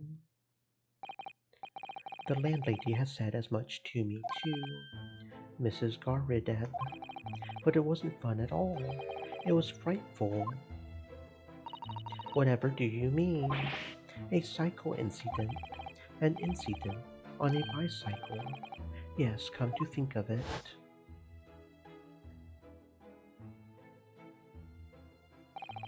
There's an old bicycle parked just outside, isn't there? It's in a sorry state, though. I tried to say no to her, but she insisted I took it for a ride. Perhaps my pronunciation was wrong. So I took my life in my hands and attempted to ride the steel, spider-web stallion to a nearby park. I really don't think there's anything wrong with your pronunciation, Mr. Nasume. Joanne Garidab just isn't the kind of woman to take no for an answer. If you're going to die, you might as well die in a beautiful surroundings, so the park was my first thought. After a whole day of dicing with death, I emerged with only relatively minor bruises. So, you got the knack of it. Don't be silly. Dying isn't something you can learn to do. Mr. Nasume, you keep talking about dicing with death and dying and so forth, but riding a bicycle is supposed to be fun. No, that's just what people tell you, but it's an old wives' tale. Is it? I mean, just consider the real name of the vehicle. It's not called a dicycle for nothing. How anyone expects to use such an aptly named vehicle to move forwards is beyond me. Pedal power promises pain. I didn't think it was possible to get worse with cracked ice.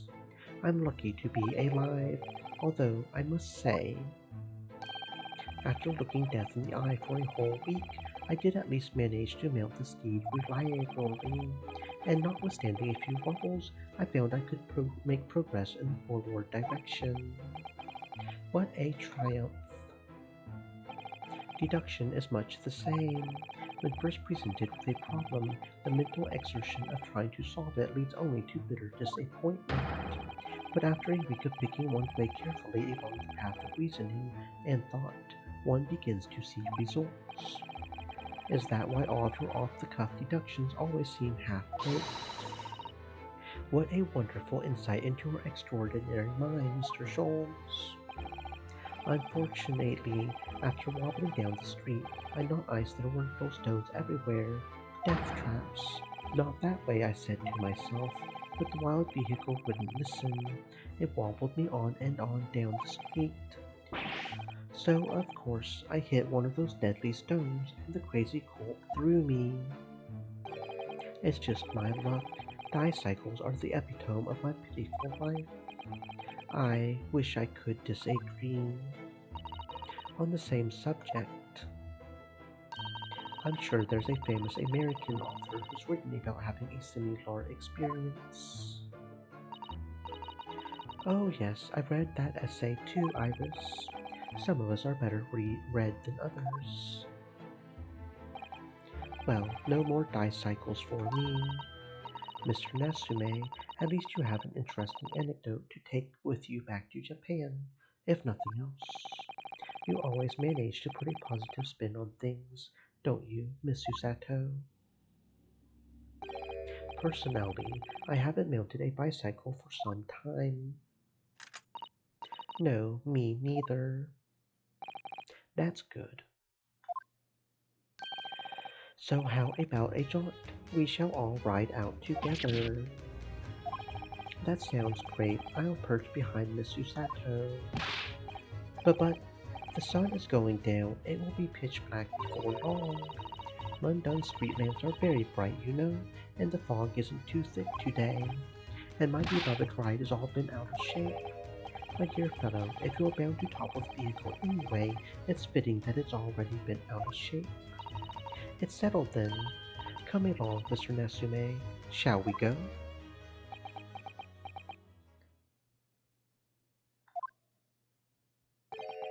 Suki ga kire desune. Don't tell me that's his translation of no thank you as well.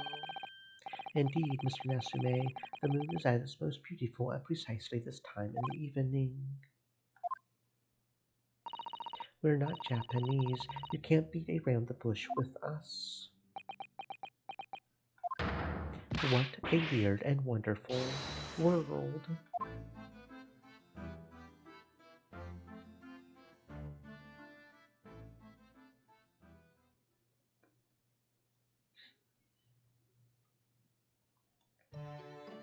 On Briar Road, a chilling escapade about a shilling's escape from the clutches of Roy and Pat Beat, who had only just found it on the street. Gina, the pickpocket, is the obvious suspect, but Ryunosuke, Sholmes, and Iris happen to be passing, and the plot quickly thickens.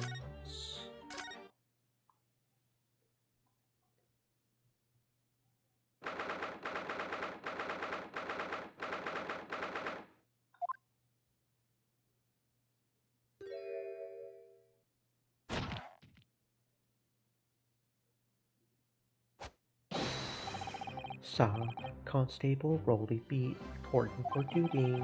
Thanks to the good offices of Lord Van Zeeks, I'm back on my beat here in the capital, doing my best for the good citizens of London. Saw. My Rolly back in his Bobby's uniform. You couldn't look any more handsome if you tried. My love, you say the sweetest things. Pat. Rolly. To us, Lord Van Zeeks isn't the Reaper of the Bailey at all. No, of course not. He's the patron saint of Bobbies. The patron saint. Yes, Pat, you're so right, my darling. Keeping us in pocket he is. On my first day back on the job, what did I find in the gutter? A shilling, my love, a whole shilling. Rolly, I always believed in you. I always knew one day you would find some big, small change. With just that shilling, I could buy you a cheap bunch containing a single flower, my sugar. A single flower, how romantic. But, I'm so sorry, Pat. Only moments ago that shilling disappeared. Disappeared? But how, my love, how? I think maybe. No, I'm sure. It was this girl here, Saw. You swiped my precious shilling, didn't you, you cheeky little diver? Blimey. You took your time getting round to me, didn't ya? I thought that lovey-dovey stuff weren't ever gonna end. So, a shillin', you say? Lifted from ya, were it? Dunno nothing about it. Where's the evidence, eh? Right there. The evidence is dancing around on the back of your hand, young lady. You stole it from me. You lifted it from my pocket just now. You've got a nerve, stealing from a bobby. Cobblers, this coin's mine. How could you know anyway? How could you know if it was just taken just now or not? Dear me, you don't get it, do you? We've hardly got a penny to our name, so that coin felt as heavy to me as a bar of gold. I'm telling you, the moment it left my pocket, I knew. I felt myself get a good few pounds lighter. Yup, that coin has got my blood, sweat, and tears all over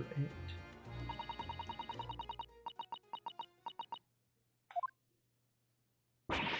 What's the matter with ya, eh, Mr. Nara Otto? But me? Sorry. When a lady's in trouble, a true gent's supposed to be there to help. Straight away, not an hour later. This isn't my fault. I haven't stolen anything. And what about you, eh, Schultz? I thought you was supposed to be a great detective. Dear me, Miss Lestrade. You took your time getting around to me, didn't you? I thought that long dispute was never going to end. You only said, give us a minute, when we spotted you over the road and said hello. And that was 10 minutes ago, Ginny. We've just been standing here listening to you quarrel with this Bobby. Do you beg your pardon, madame? We shouldn't be troubling the public with pro-ice busyness. But that shilling belongs to us, doesn't it, Bowling? Of course it does, my love. It's just for you and me, my darling. This was just supposed to be a nice stroll with Iris and Mr. Sholmes before afternoon tea. Why did we have to run into another fiasco on Briar Road? I don't really see how we could be of any help, Gina. There's no way of knowing who the coin really belongs to if it was just dropped in the gutter. I wouldn't be so sure of that, Runo. What? I have a feeling I might know the answer to the question of whose coin that is. My bright young fellow lodger, let us hear your deduction. Well, there's actually a reason why I suggested a stroll down Briar Road. What reason? You see, I was here yesterday and, well, I dropped a little something, so I wanted to come and look for it while enjoying an afternoon stroll. Wait, you dropped something? You don't mean... It was the pocket money that Hurley gave me. What's this, Iris? You dropped that, did you? I'm sorry. I went to the market on Lime Street yesterday to pick up some herbs, you see, but on the way I must have dropped it. The 1 shilling coin you gave me. A 1 bob bit. Yes, and when I thought back over the route I took, I realized I must have dropped it here. Constable, you haven't seen it, have you? It's all my pocket money, and now it's gone.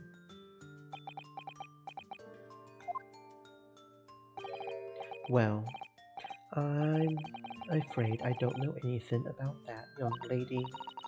But what rotten luck, dropping your money like that. Sorry. I dare say the constable and his companion could give you a run for your money with their wide eyes. If it's all the same to you, Mr. Sholmes, I think I would prefer not to be used as a yardstick for looking guilty. Well, it's tough, really, isn't it, Iris? You dropped it, so it ain't yours no more. Anyway, you know what they say, what goes around comes around, so don't feel bad. Bad luck, Iris. It doesn't look like you're going to get your coin back. I can't believe I've lost it, and straight after Hurley gave it to me as well. Yes, regrettably indeed, I can't seem to recall that particular coin was rather significant. What do you mean, significant? To be specific, it was especially significant to you, Bruno. Significant to me? You don't mean... It was the coin from last night's wager. The very same, my dear fellow. What's this then? What wager? It was a game of poker, a duel between Hurley and Runo. Poker? What, that tricky card game, you mean?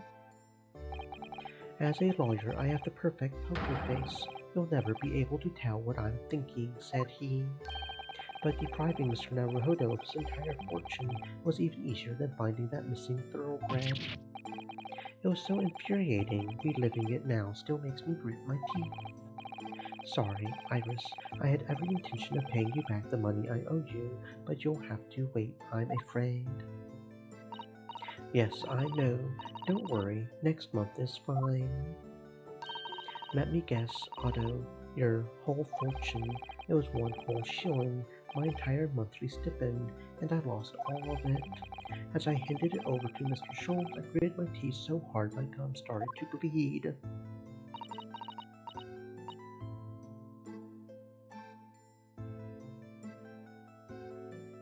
Please, Runo, don't exaggerate. That's a horrible image. What about a lawyer who borrows money from a 10-year-old girl?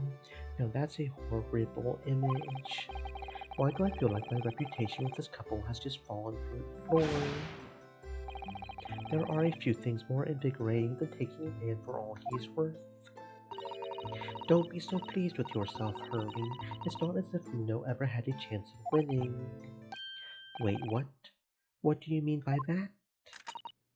Well, using that special ink I developed, anyone could. Thank you, Iris, that will do. I'm sure this conversation is proving very dull for everyone. What's done is done. The game is over now. There's no point in crying over spilt milk. Special ink, you say? Well, Sa, that sounds like the sort of risky busyness that's right up my alley. Rolly, I love your dauntless spirit. You laugh in the face of danger. Come on then, Iris, spill it. What's this special ink about?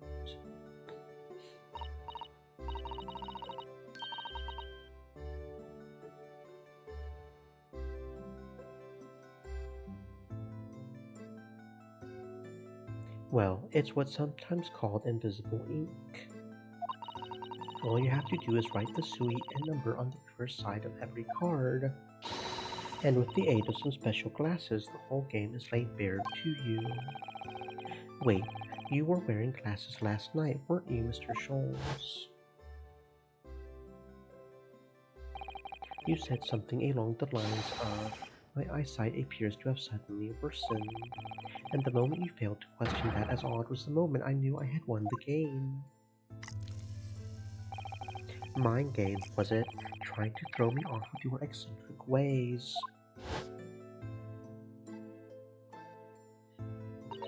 So you're telling me Sholmes could see every card would auto-add? What? But that's not mind games, that's blatant cheating. My dear fellow, what an accusation. Would you honestly consider me a cheat? Please, I prefer trickster. Whatever you call it, the game doesn't count now. Understand, Mr. Scholes? Dear me. Well, out of respect for the bad grace with which you take defeat, allow me to return your shilling. Did you hear that, Gina? So give it here. Leave me out of this.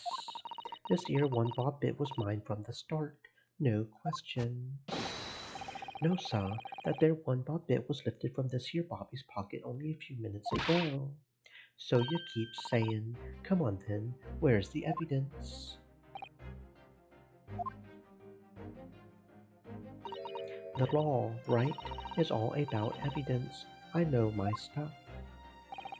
You see, Mr. Naruhodo, use a trite excuse in court and others will parrot it. Only, whenever I do say that in court, it isn't as a trite excuse, you know? As I said, sir, that coin has got my blood, sweat, and tears all over it. That's right, it has. Rolly's blood, sweat, and tears are the evidence. Blood, you say? In that case, it's time for this. Do you think? Well, if there's any trace of blood on that coin, you'll soon know about it. Alright, Jimmy, hold very still. What?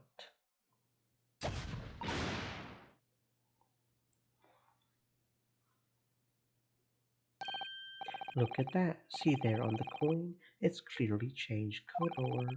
In other words, there is blood on this coin. Once again, as I said, sir, that would be my blood, sweat, and tears. Wait, I've seen blood turn that color before. Yes, I know whose it is. I know whose coin it is. What? The rightful owner of this bloodstained shilling is... Runo. Me. And from the appearance of the blood, I would say it is quite fresh, left within the last 24 hours. Within in that case... So, this is the coin what Sholmes had off auto last night in the poker game. Bruno, do you mean you really did make your gums bleed?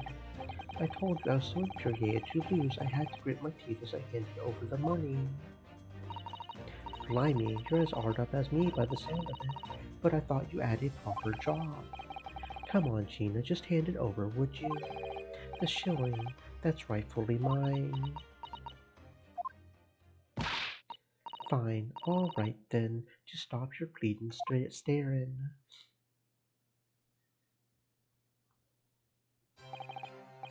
I finally have it back. It's like a dream come true. I nearly had that one in the bag and all. That's wonderful news, Runo. I'm so happy for you. Now then, as you promised, I would like my money back, please. The shilling I lent you before. You did say that you would pay it back out of this month's pocket money, didn't you? Yes. Well then, I suppose. My dear fellow, do be kind to your gums. Looks like that shilling was always destined to be taken from you, sir. For some reason, the phrase serves you right is floating around in my head. Iris, as per promised, here is the shilling I owe you. You're repaying me already. Well, thank you. Next month would have been fine, though.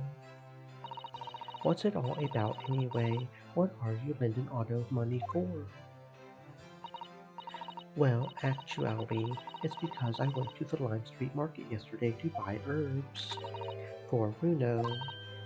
Herbs. For Otto. Yes, the tea Mr. Sato left behind is called the Gyokuro tea, but it's just so bitter. So when Iris suggested mixing it with some herbs to make it more palatable, I asked her to buy me some. That's right, we've made a special Japanese herbal tea with the leftover Gyokuro. I'm going to call it Susie's Special Blend. I do hope you'll all try it. The excruciating bitterness clings to the throat if you can persuade the bright green fruit to leave the cup. Why, it sounds quite delicious. Yeah, right.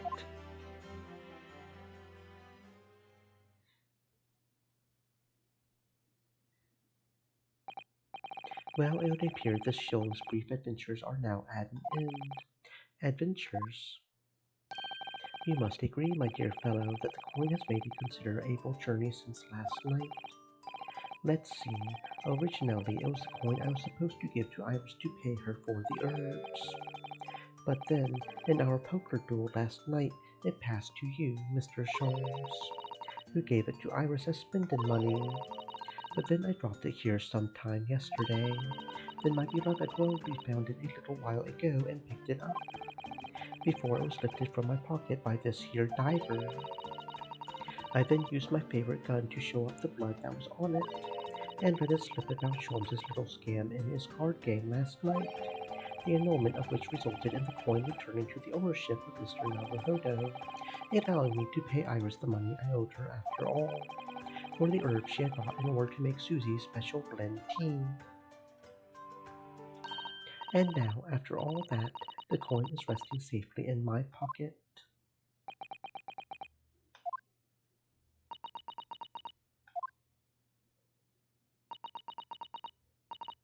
Yeah, you're right, that was an adventure, but what are we supposed to take away from it?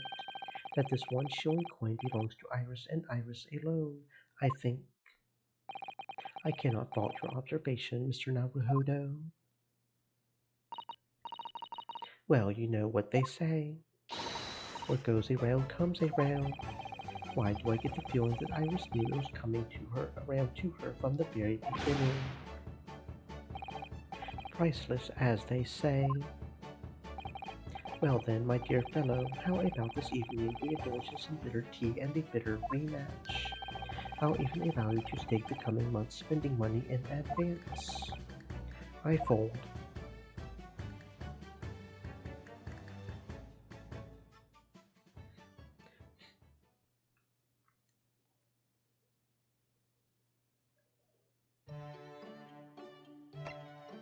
In the Bailey, this escapade takes place in the Old Bailey courtroom where the defendant is none other than Sholmes himself, and the charge is a most mysterious murder.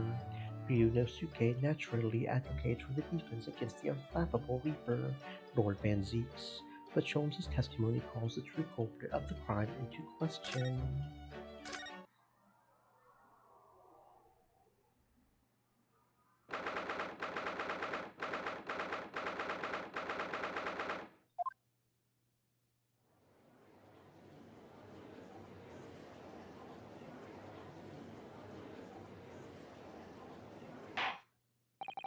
This court is now in session for the trial of Mr. Herlock Sholmes. This is a most extraordinary case of murder. Counsels, I assume I may proceed. Yes, my lord, the defense is ready. At your discretion, my lord. Very well. I hereby call on the prosecution to introduce the case. The incident in question took place 2 days ago, late at night, when the ground was blanketed with snow. The location of the incident was the residence of the accused, Mr. Herlock Sholmes. Indeed, the now famous address of number 221 Baker Street was it. The address may have enjoyed fame once, my lord, but will henceforth endure infamy for this grim crime. Yes, sir. Well put. The victim, a certain Madame Rosie, was found asphyxiated on the accused sofa. My word. But it's unclear as to whether the victim was actually killed in the defendant's suite or not. After all, when Mr. Sholmes left the room for only a brief moment, Madame Rosie somehow banished herself out of his room completely. Banished herself, counsel? The victim. Quite true, my lord. There is but one adjoining room between my drawing room and the kitchen. Yet having brewed some tea in the kitchen, I returned to find the room completely empty. There was nobody else present. Ordinarily, my fellow lodger, Iris, would have been at home. However, on the day in question, she had been invited to a meeting of a scientific society in the city. I'm afraid you have a propensity for exaggeration, sir. You claim the victim vanished herself, but really, it seems to me entirely plausible that she chose to leave via the main entrance to your suite.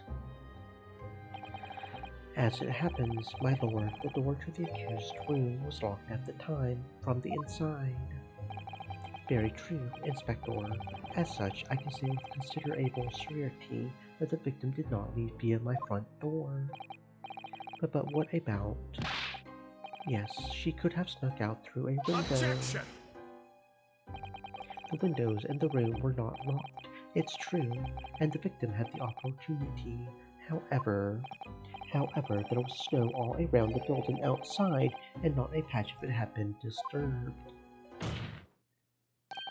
Would my learned friend care to explain how the victim could have left without leaving a trail? So the victim, Madame Rosie, somehow vanished from the scene before she was killed.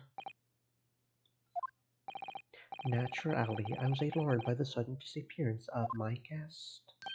So I summoned this gentleman who resides in the attic, a room above my own, and we took a cab to Scotland Yard.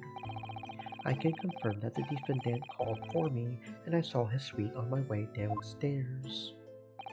And yes, I'm quite sure it was empty, just as Mr. Sholmes has said. When we reached the yard, this very detective happened to be there. Well, yes, you see, I was just in my office for a while, having got back from some, important business. Then, having explained the situation to the inspector, we traveled back to Baker Street together. At that time, there were no footprints in the snow around the building other than the ones we had made. Do I take it then, counsel, that you personally witnessed the scene where the incident took place? No, my lord, I went straight up to bed in my own room in the attic. Inspector Gregson, however, was met with a most blood-curdling sight. On Mr. Sholmes's sofa, the vanished Madame Rosie, motionless. So the victim was already dead when you discovered her, Inspector. No, my lord, not dead, but not far off it. She mustered all her remaining strength to say these dying words. That rotter, Sholmes, will be the death of me. Yes, I overheard that remark at the time, too, delivered in a rasping voice full of malice. No. Those words indeed proved to be her last. The victim expired moments later, there on the sofa. The cause of death was identified as damage to the respiratory tract as a result of strangulation.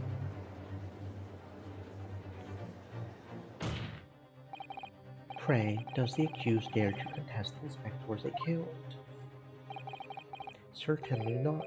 In fact, the inspector has done an unusually fine job of summarizing the salient points. Sholmes will be the death of me. Damning departing words indeed. In her final moments, the victim named her killer. You, Mr. Herlock Sholmes. But the defendant had no reason to take the victim's life. Perhaps you could tell the court, Mr. Sholmes, who exactly this Madame Rosie was. Yes, of course. Did I never mention her to you? I would extend an invitation to her that evening, though she is loquacious in the extreme. The most trivial of matters quickly becomes a quarrel. I was only too pleased to leave her presence to make tea. Great. It would appear, then, that the accused did in fact have a motive for silencing his arrested guest permanently. Objection! Putting that tenuous motive aside, what about the other mysteries surrounding the case? I'm inclined to agree with the defense. There remain a number of inscrutable details. The victim's alleged disappearance and subsequent reappearance, leaving no trail of footprints, for example. That's right, the crime described by the prosecution could never have happened. Yet the victim named the accused in her dying breath. It seems to me that my learned friend has overlooked a significant detail here. Nonsense, what have I overlooked? The man in the dock, the so-called great detective, all too frequently makes the following bold claim. There is no crime beyond the realms of possibility, no mystery beyond my powers of reasoning.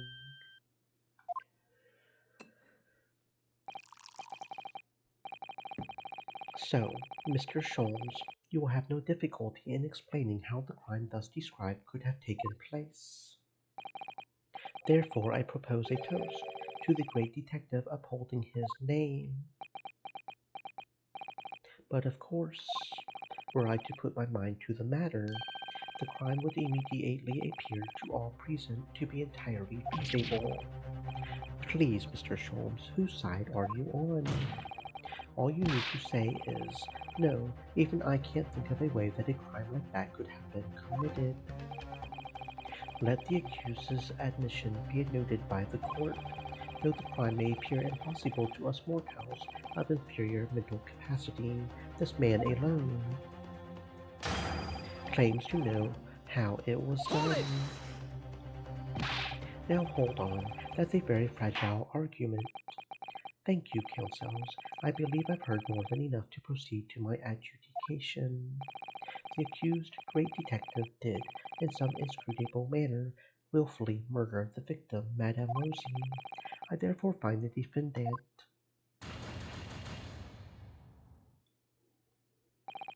let this man be taken from this courtroom and, in some equally inscrutable manner, be sanctioned for his crimes. Court is adjourned. Hold it!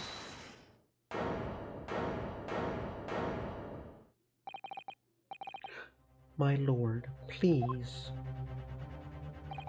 The truth about the mystery surrounding this case are known to another besides the great detective. What's this? Upon my word, Mr. Naruhodo, you are coming along wonderfully. You've deduced a fundamental truth about this case, I believe. Which would be, detective, that the truth to this case is known. Only to the true culprit, obviously. Is that not so, Gregson? What? Well, I suppose, yes. You don't mean, are you suggesting, Mr. Sholmes, that you have an idea as to what actually happened that night? An idea? My dear fellow, I could explain the entire incident from start to finish with not a single detail omitted. Objection! It seems the detective has failed to grasp the situation. Pray, Mr. Reaper, which of us has truly failed to grasp the situation, I wonder? Then answer me this. You claim that prior to the incident the victim suddenly vanished without a trace from your room? If so, how did Madame Rosie disappear? Why, naturally, via the window. It was ajar after all. But that can't be. The room is a whole story above street level, and anyway, no prints were found in the snow. There are any number of ways one could avoid leaving tracks in the snow, surely. So such as flying, for instance. A fatuous notion. And to where do you propose the victim flew, Mr. Sholmes? Is it not entirely plain? To the culprit's abode, of course. For having left my suite, that is clearly where Madame Rosie was murdered. Take a moment to consider the cruel irony. If you will, by her own volition, she flew directly to her death. Objection! Do you forget, Detective, the victim's corpse was discovered on your own sofa? No doubt because her killer carried her back there.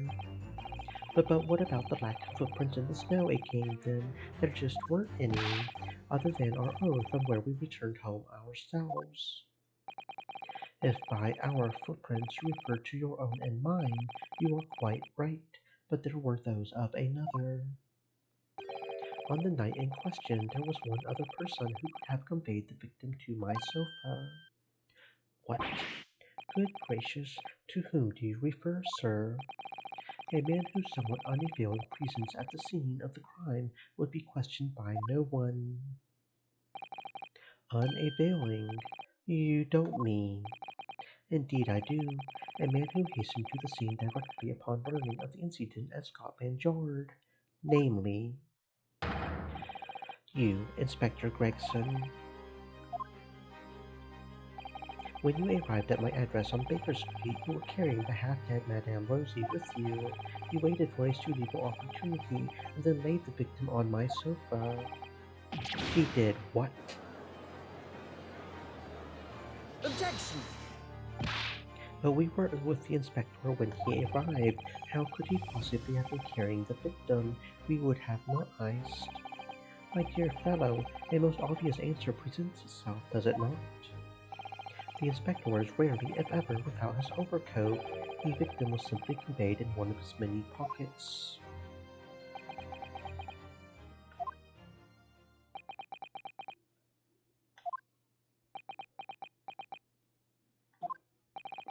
I fail to see what makes this detective great, but I can say one thing with great certainty.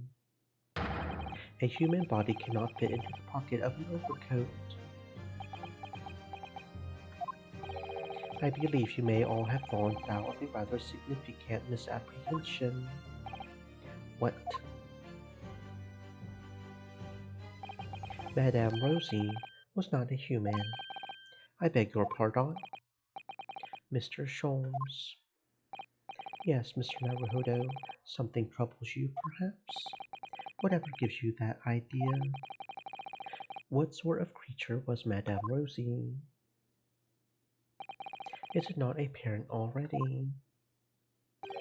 A parakeet, of course. A most self-conceited specimen, in fact. A parakeet. She was an incessant talker, I must say.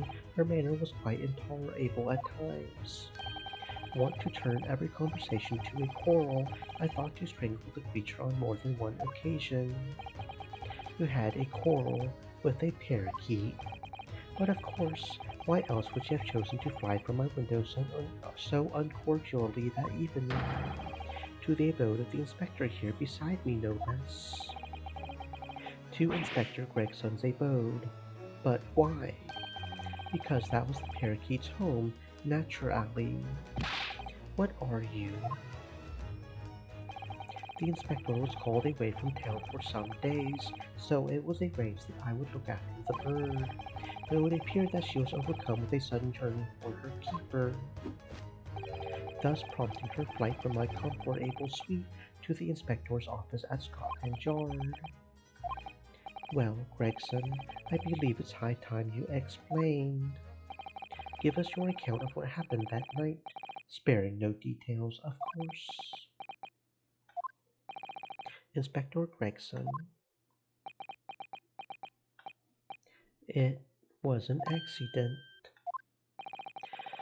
I got back from being away that evening. You see, I had just walked through the door of my office. I never imagined Madame Rosie would be on her way back to the yard as well. I slammed the door shut behind me just as she was trying to fly through it. So Madame Rosie, she got sandwiched between the door and the frame and fell to the floor, never to move again because of me. Well, I never. I had to do something, and just when I was trying to think of a plan, you fellas arrived talking about some incident at Baker Street.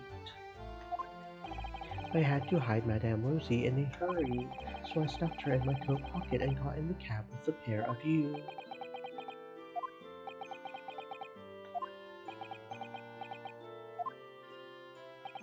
What could possibly have motivated you to behave in such a manner, Inspector? Lord Strongheart, sir. What? Lord Strongheart? Please tell me I didn't hear that right. It was the Lord Chief Justice who asked me to look after the bird in the first place. She had been living with the pigeons at the Supreme Court until then. But apparently the other birds had started to pick on her, so for the past 6 months or so, I had been caring for her in my office at the yard. I see. If anything happened to that bird, just imagine. No pay and no time off for the rest of my career. You mark my words, that's what's going to happen. That's why well.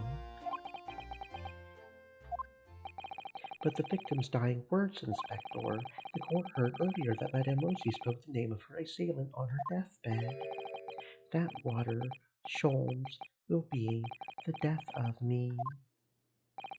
Indeed she did. Quite uncalled for, wouldn't you agree? But those words are your true feelings, are they not, Inspector? Clearly you speak of me often at your office at the yard, in this disparaging manner, a manner that the merry parakeet took much delight in mimicking. Well, come on. I mean, have you read this month's edition of Rance magazine? I'm sorry. This is all absolutely true.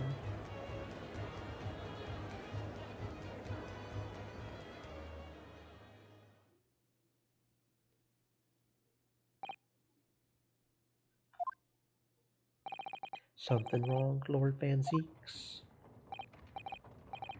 No, nothing. I almost drifted off for a moment there. It's hard not to drift off when you've been kept waiting 3 hours already. I wonder if we'll manage to meet with Lord Strongheart at all today. We may have to deliver the report on the Windybank case that he asked for on another day.